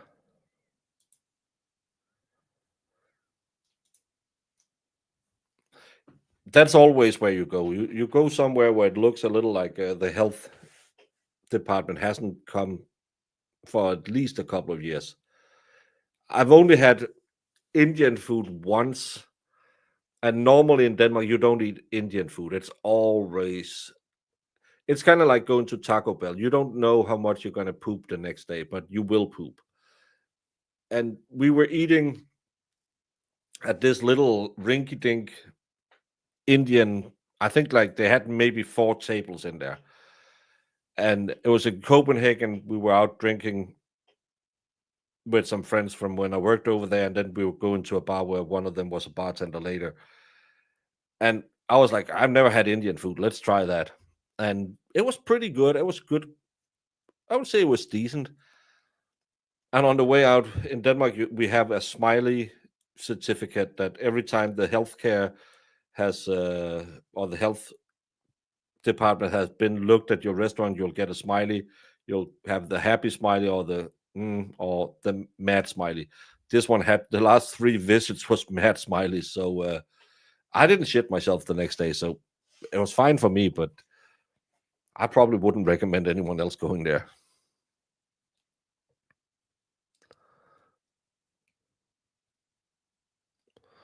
The new Superman was great. I wouldn't say great. It's a good popcorn flick. I think the dog was stupid. It was unnecessary, dumb, probably just to try and sell, like kind of like Goroku in The Mandalorian. I didn't like the dog. I think that was a stupid addition to the movie. Could have done that better. But overall, solid popcorn movie.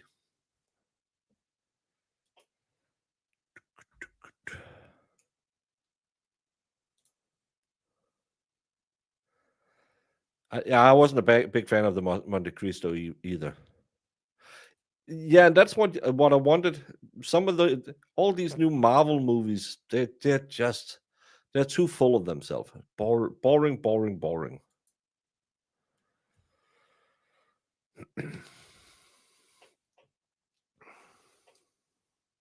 I really didn't like it. I thought it was dumb and no hair.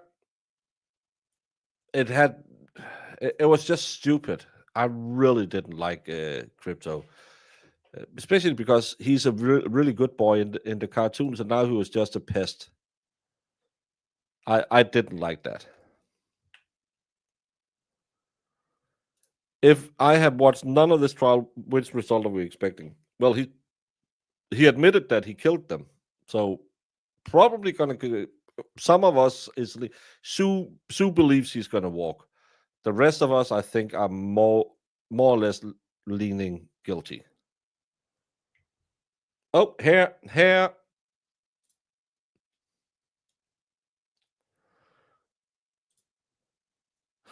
Oh,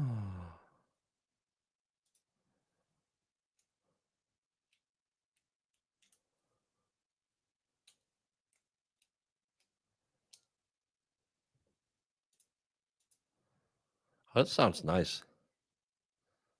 Never had chicken fried steak either, but it sounds nice.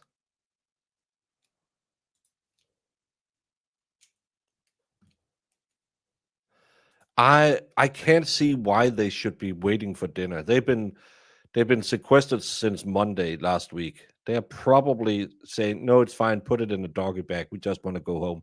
The other days they haven't had dinner till at least 6:30.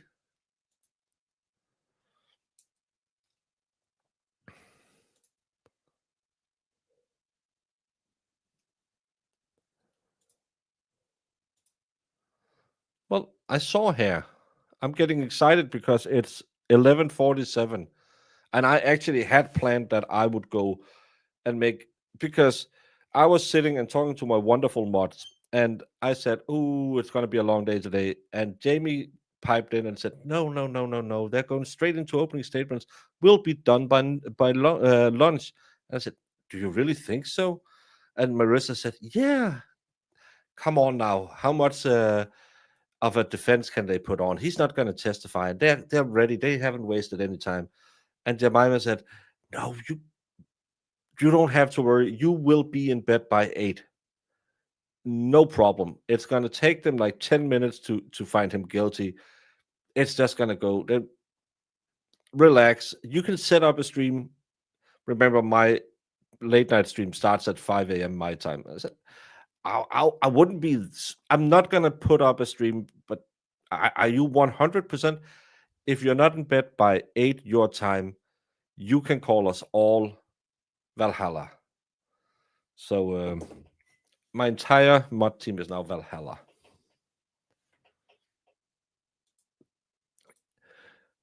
Don't go chasing stories. Of course, we have cheeseburgers. It's just a burger with a slice of cheese. We actually have in Denmark. We have this. We call them grill bars. I've talked about this before as well. It's your little where you went and had a like a hot dog or a burger, a fried chicken, whatever you had back in the day. And we have one of the few that's left because everything else has just turned into to McDonald's. Is right across the street from me, and they have what's called the burger of the house, and that's amazing.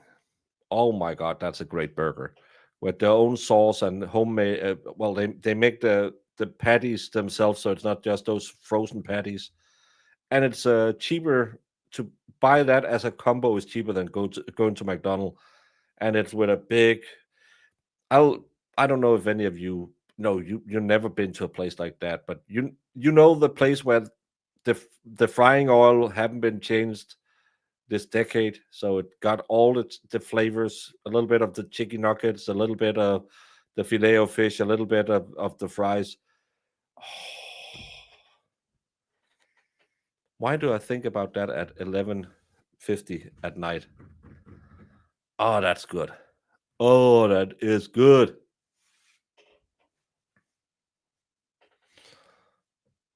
I had corned beef hash while I was staying in Denmark, but you call it something else.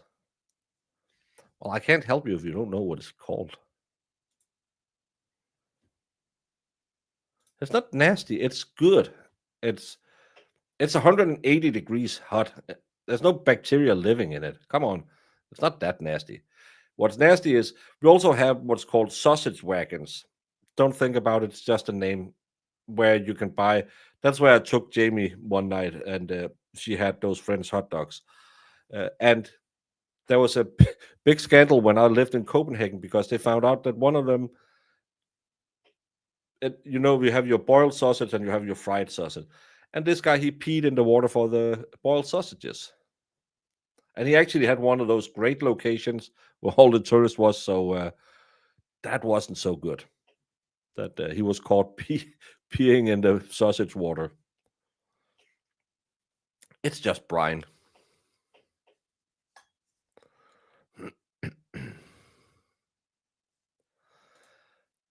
Plantain, that's like a banana, right?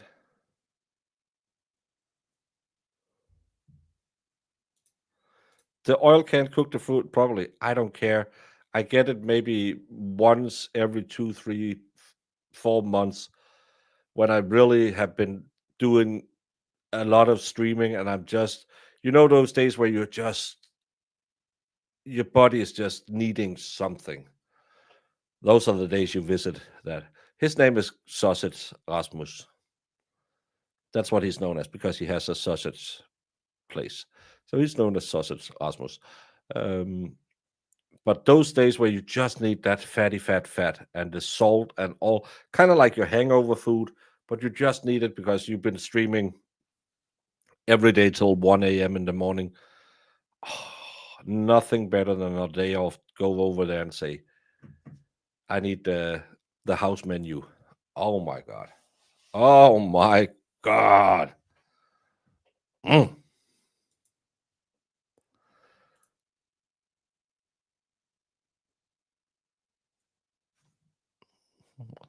Mm. Starchy banana. But it's not as banana flavory, right?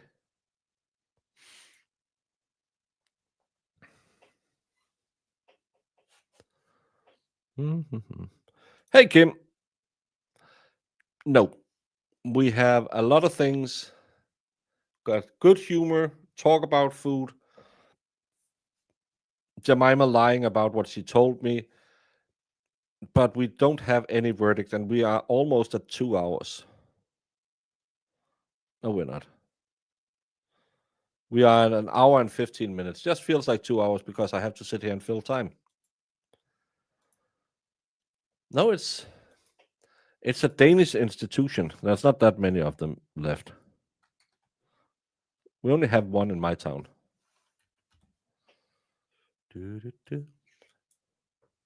It's also called Restaurant Cold Feet.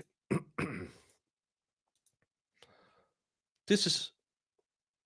think this is the one I took Jamie to. So it's quite simple. They have the condiments, and then they have like a big black top, and they'll have a toaster for the bread and a place for the boiled sausages. And you'll go there and you'll say, "Skal bare have en rest med det hele," and then he'll give you the greatest meal you can ever have. Or if you're Jamie, you're just saying, "Fransk cutter, tak." And but it's called Restaurant Cold Feet because you're standing outside eating. But this is OG Danish street food. Sadly, there's not that many of them left. But I liked to swing by one of those. If you're going out to have a drink or you're out having a drink and you need something to soak up the alcohol, like a roasted hot dog, as we call them, is probably the best alcohol food you can have.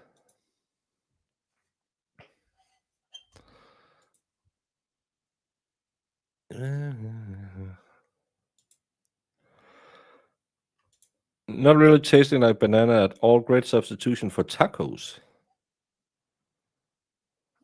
Mm. Canadians call it street meat.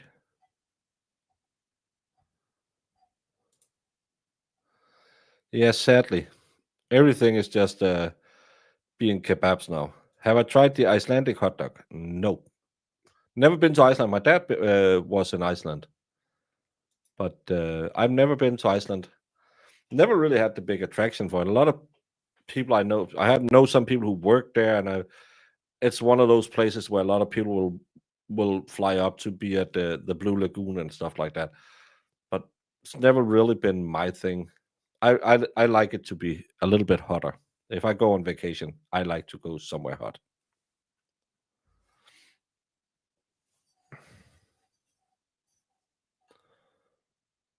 Canadians need to have their 1776. If they have that, they'll probably just give you an 1812 again. And then we'll have to hear about all that whining. Oh, we just lost our White House. Oh, it's the same.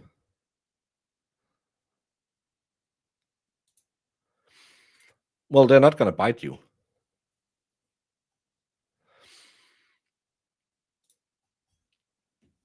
Verdict means when you have a trial like this, a verdict is when they come back and say you're guilty or you're not guilty or we're hung. That's a verdict. So you should know that you went to law school.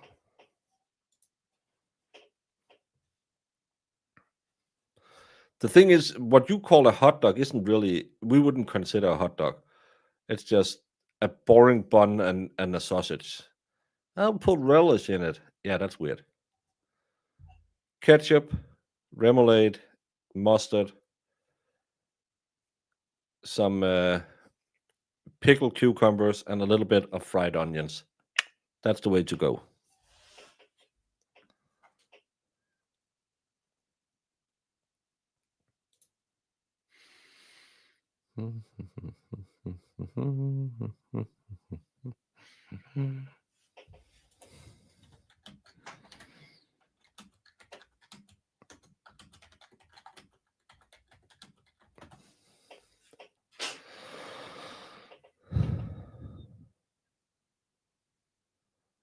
Ketchup and liquor. Why would you put liquor on it?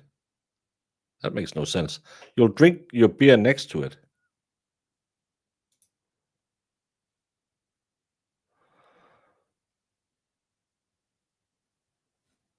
If I close my eyes, I'll be snoring within 5 minutes. No,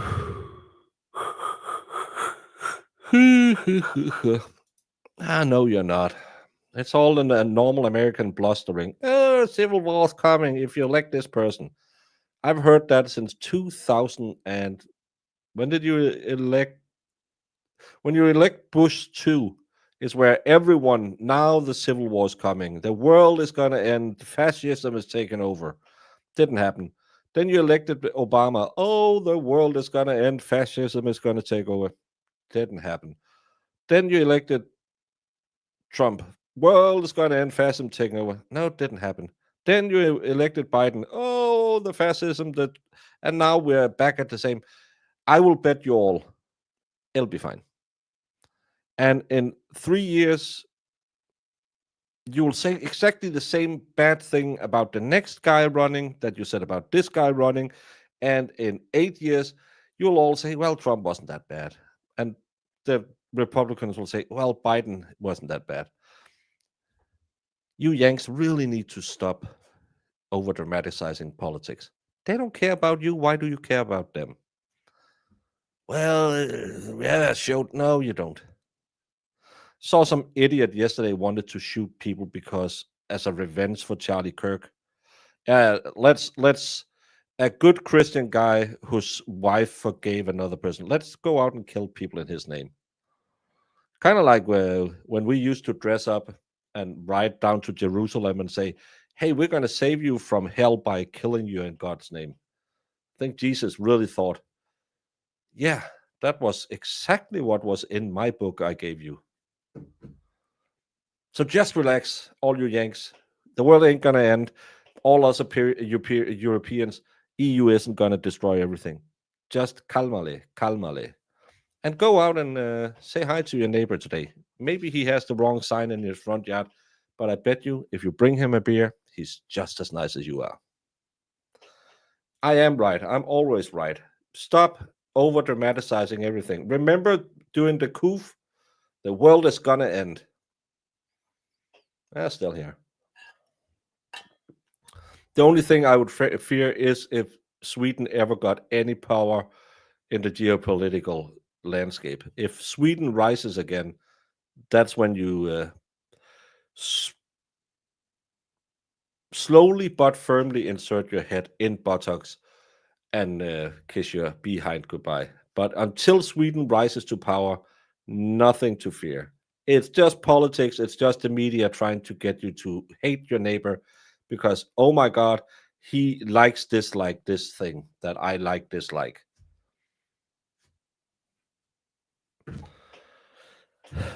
You're way too concerned about things that has no influence in anything you do on a daily basis. And sadly, the media knows it and they sell it to you. The politician knows it and they sell it to you. And all of you are just spoon feeding. You have all the critical thinking when it comes to this, but this guy who is a politician I never meet is the worst in the world. Or this woman who I never meet is the worst in the world. Calm down.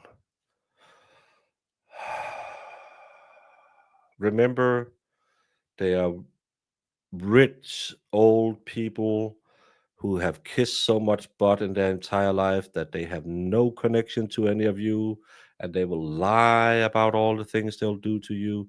Every 4 years, they'll promise they'll do something new, and they will do exactly the same as they did the last 4 years, because you're dumb enough to believe them this time is the time they're going to change.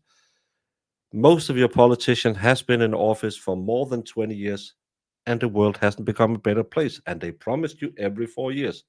So just deep breath and understand politics are for assholes. So stay out of politics. That's why I'm not running in this election.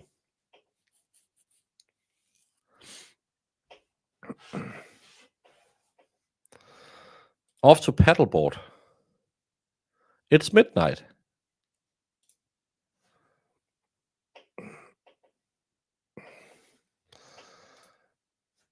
Well, he kind of was, but he had a reason to. He was just fear-mongering at the right time. Come on now.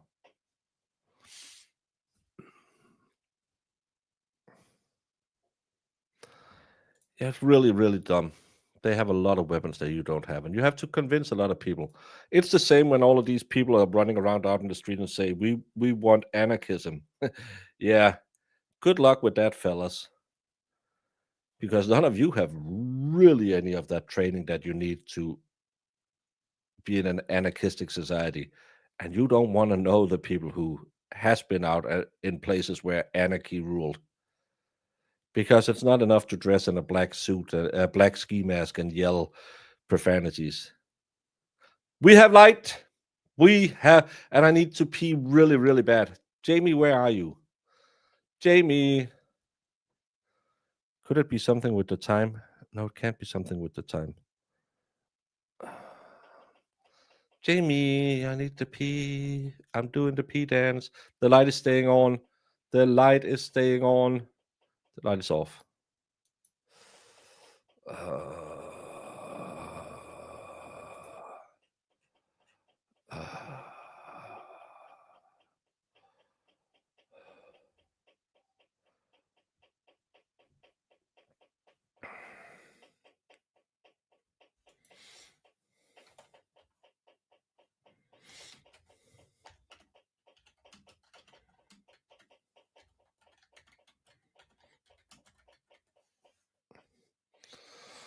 But just go pee. That's easy for you to say. Then I have to leave you all alone, and then I only have Zach here, and I don't have any mods to kick Zach whenever Zach he starts. Oh, Baker isn't here. I can say all the bad stuff now.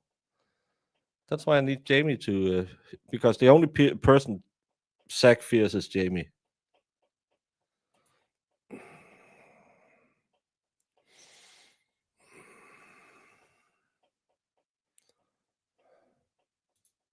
Well, I don't care.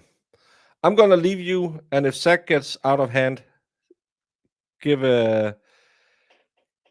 him the go around.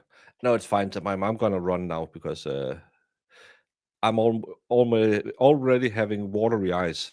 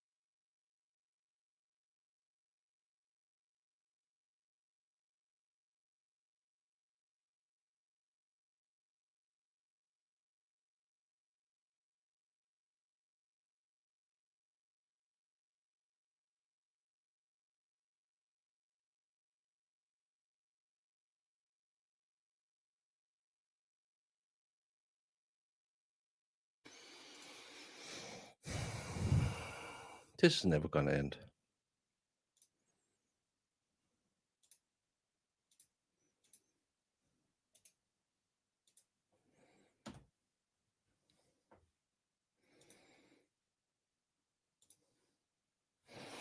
If anyone wants to jump on and say anything, there's a link.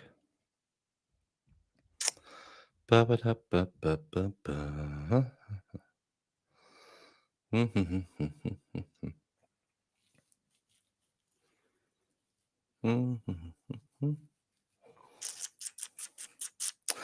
Did you all? I know not a lot of people watched my video about it, but that David and Celeste trial out of California, that's a weird case.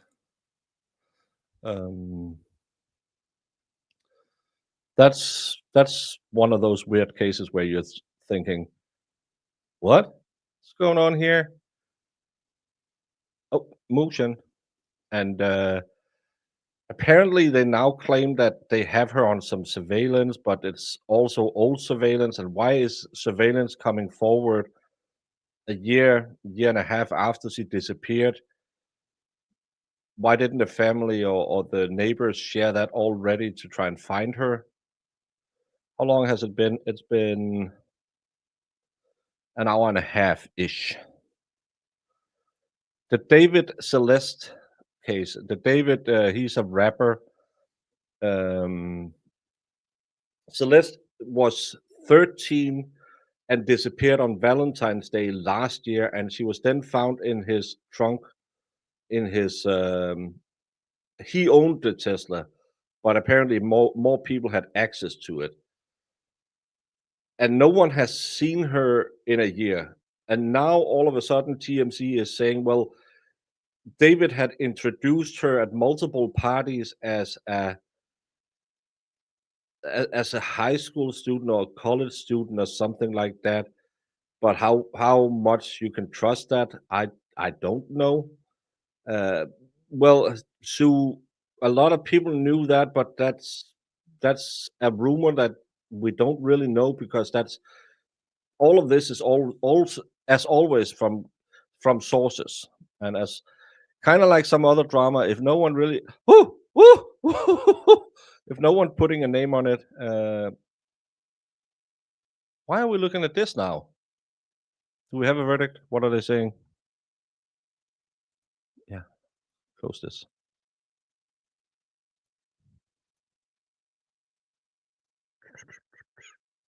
What? We got hair. We have judge. Woo. Verdict, maybe. I just needed to talk about a case no one watched my video on, and then all of a sudden it happened.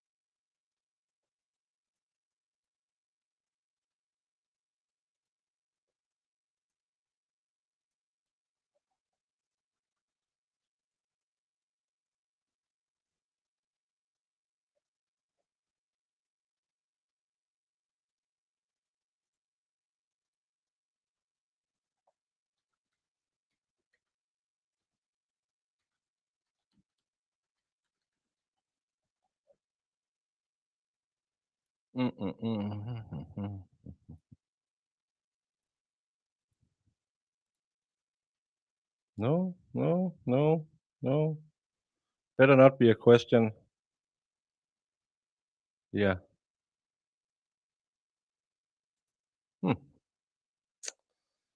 Kathy Russo has confirmed verdict. We have a verdict. Apparently, verdict is in. Verdict.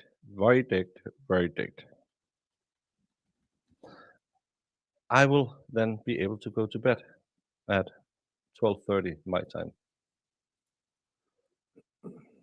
But I think you should go watch my video on that Celeste case with David, because I covered it 5 days ago or something like that, and it just seems really weird. And apparently now I have to look into it again and update it tomorrow. That she disappears totally from the top of the earth, and now all of a sudden, a week after she's found, no, it's more than a week after she's found in the trunk of his car, people are coming back and saying, "Oh well, we've seen her a lot." There was a house ransacked that he had rented, but he was not living in it, where they removed a lot of stuff. There's some videos, an unreleased track that had the name Celeste, but that was from months before he found her. So is it just whatever? And he has this dual personality where he has like a murderer alter ego in his songs, and then he has another alter ego that's chasing them. So he has these weird songs that all of it is just circumstantial, but it's just a little weird. Just a little weird.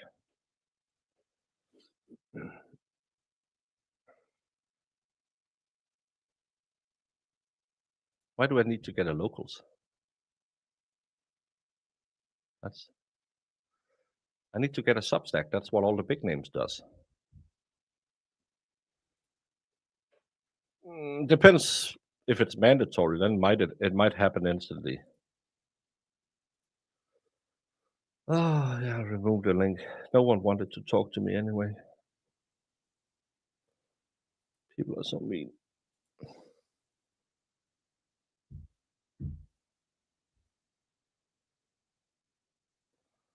Zach says the hot dog stands are pornographic. Well, that's because Zach is not used to seeing so much meat.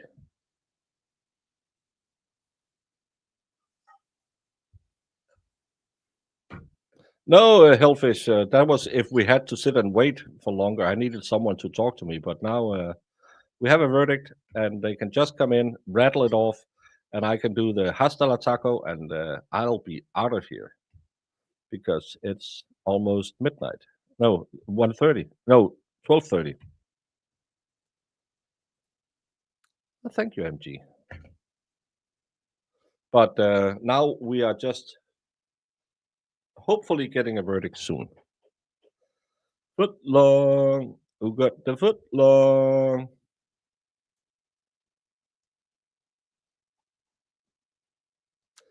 Come on, move on, let's do it.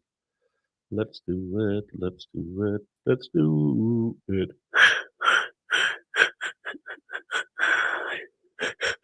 Hui.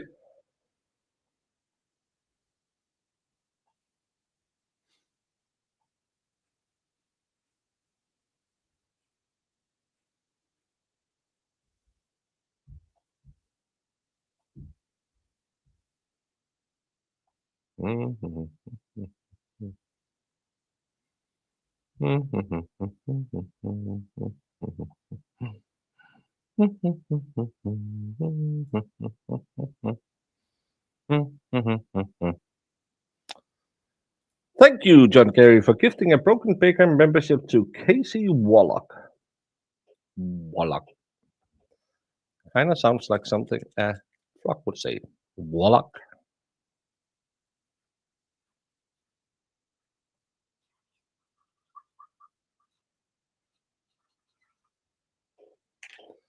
Oh, we have a judge. We have a judge. Thank you, John. Audio is on. Audio is on. We just be waiting. Yeah, some of us need to get to bed. Some of us needs our beauty sleep.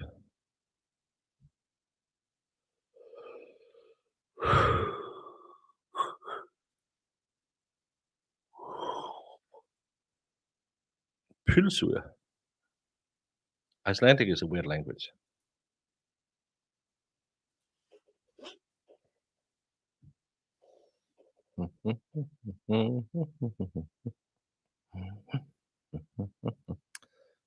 Don't think we see many cases out of Texas.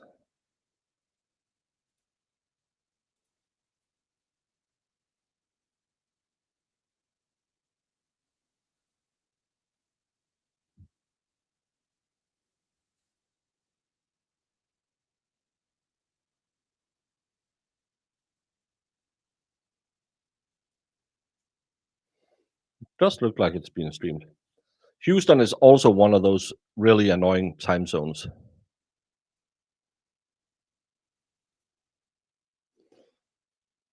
There hasn't been a lot of high ratio today.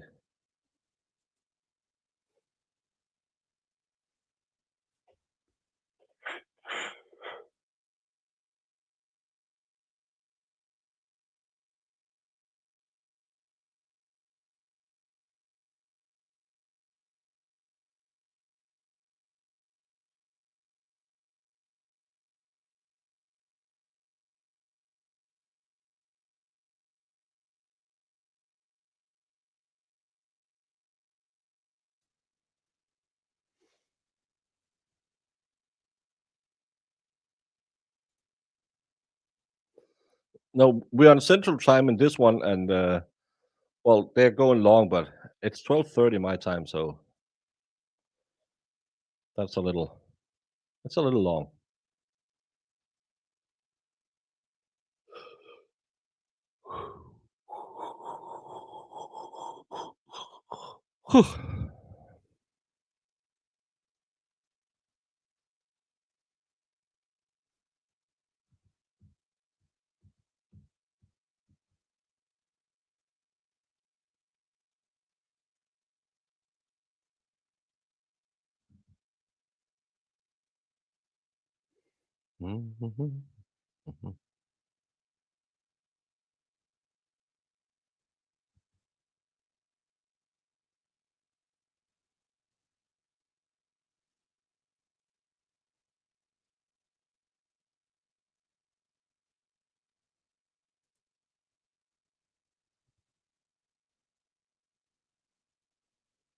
It's the highest of today. No, wasn't there 99 this morning? Don't try multiple times. It'll only get worse.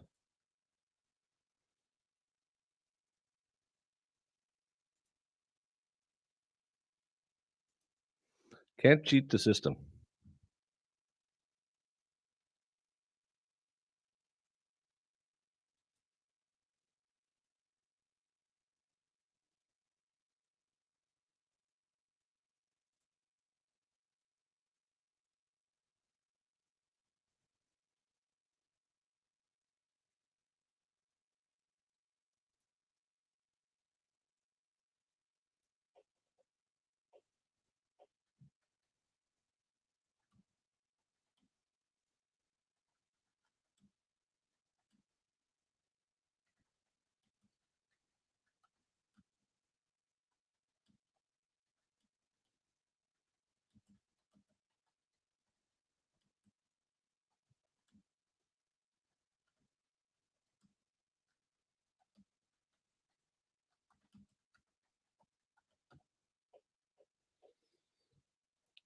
Boom. Big Duck coming in here. If I drank coffee now, how long would it keep you up? Not at all. Some days I'll drink a cup of coffee and go to bed. It doesn't. Yeah, I don't know. I just finished an energy drink. I don't. Can a person be alive with a 0% ratio? Yes, his name is Hank Brennan, and he's a special protector.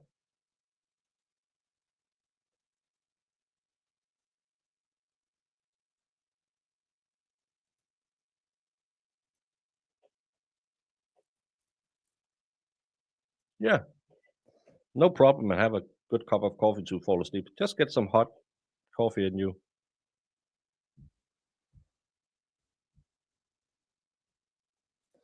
Actually, there's not that many West Coast cases being published. California is notoriously never ever cover sending anything out, and I don't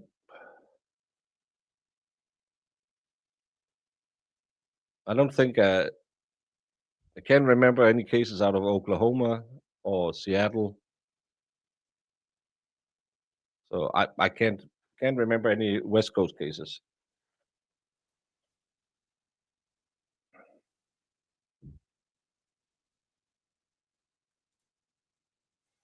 Well, I used to be a baker. We drank coffee just to try and stay awake during the day. I I have never had that problem where with coffee. The only thing I had in the military, I would get really dehydrated from coffee, but that's the only thing I had.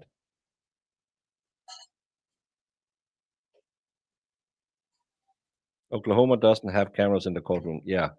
So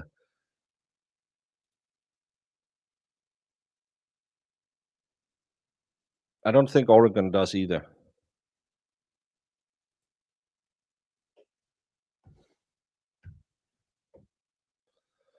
Oh, how long? We're sitting longer today than we did yesterday, and I was so hoping that I could get some sleep for once. Might be a day off tomorrow.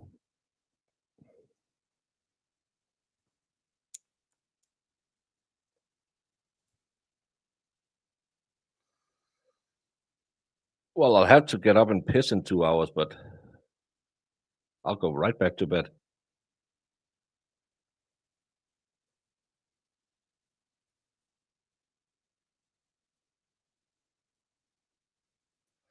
Yeah, you caffeine will dehydrate you. Oh, we have a judge. We have a judge.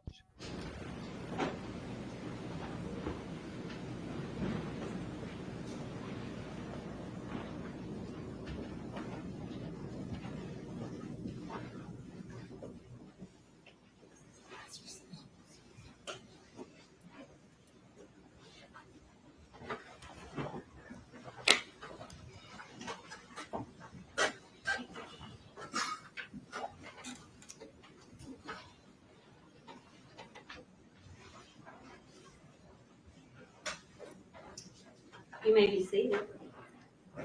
It is my understanding that the jury has reached a verdict in the matter of the state of Tennessee versus Brandon Isabelle. Is that correct? Yes. Will you please identify your foreperson? You've reached a verdict in this case. We have. Will you please pass up the file?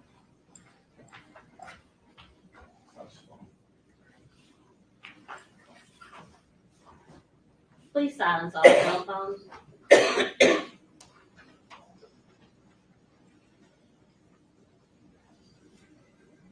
Is this verdict unanimous?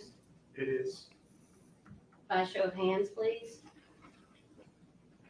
Let the record reflect that all 12 of our jurors have raised their hands, indicating a unanimous verdict. When we began this process, I explained to you that this was a two-phase situation. I am going to give the verdict, and then you will have to report back to the deliberation room for the second phase, if necessary. It's not necessary. What you'll discuss then with Deputy Moore is how late you want to go, or if you want to return in the morning, if necessary. Do you understand?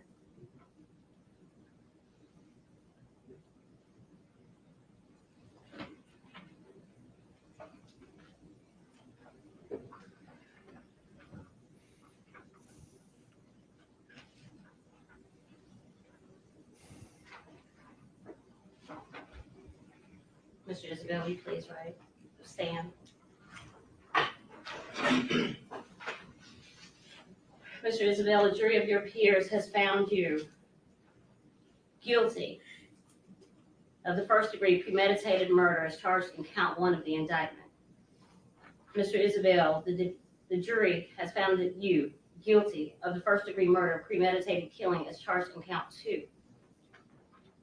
Mr. Isabelle, we the jury find the defendant guilty of first-degree murder, killing in the perpetration of aggravated child neglect as charged in count 3. Mr. Isabelle, as to count 4, we the jury find the defendant guilty of aggravated child neglect as charged in count 4 of the indictment. Mr. Isabelle, we the jury find you guilty of especially aggravated kidnapping as charged in count 5 of the indictment. I will ask the jury to retire to. Jurors excused, not to The jury. step.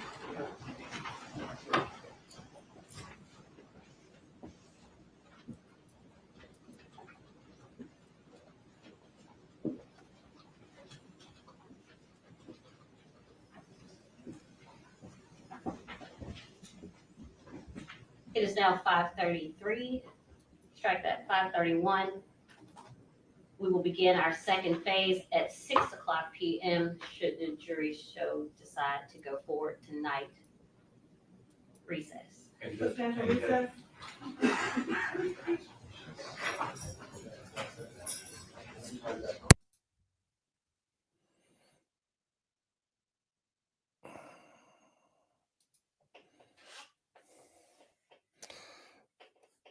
Well, that was the least surprising verdict in any trial we have covered in a long time, because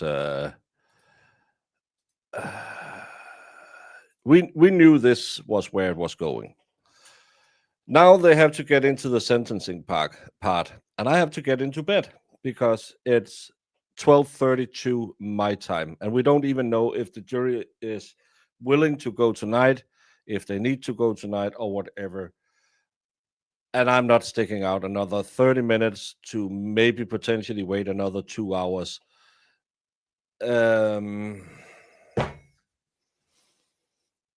We have to see it in the morning if it's still going. It's probably just going to be them coming back and giving him the sentencing guideline, but I'm not sitting for another 30 minutes. It's been a slog today because there's been so little trial and so much just nothing. So excuse me that I'm not going to sit here for the rest of the night, but I am a little tired, as you might be able to tell from my face. I don't have any hot dogs. No, it's gonna be too late. I got out of bed 17 hours ago, so I think I've earned. No, yeah. Got out of bed 17 hours ago, so I think I've earned the right to say, hasta la taco. Go out there. Just don't stay here because I'm tired now.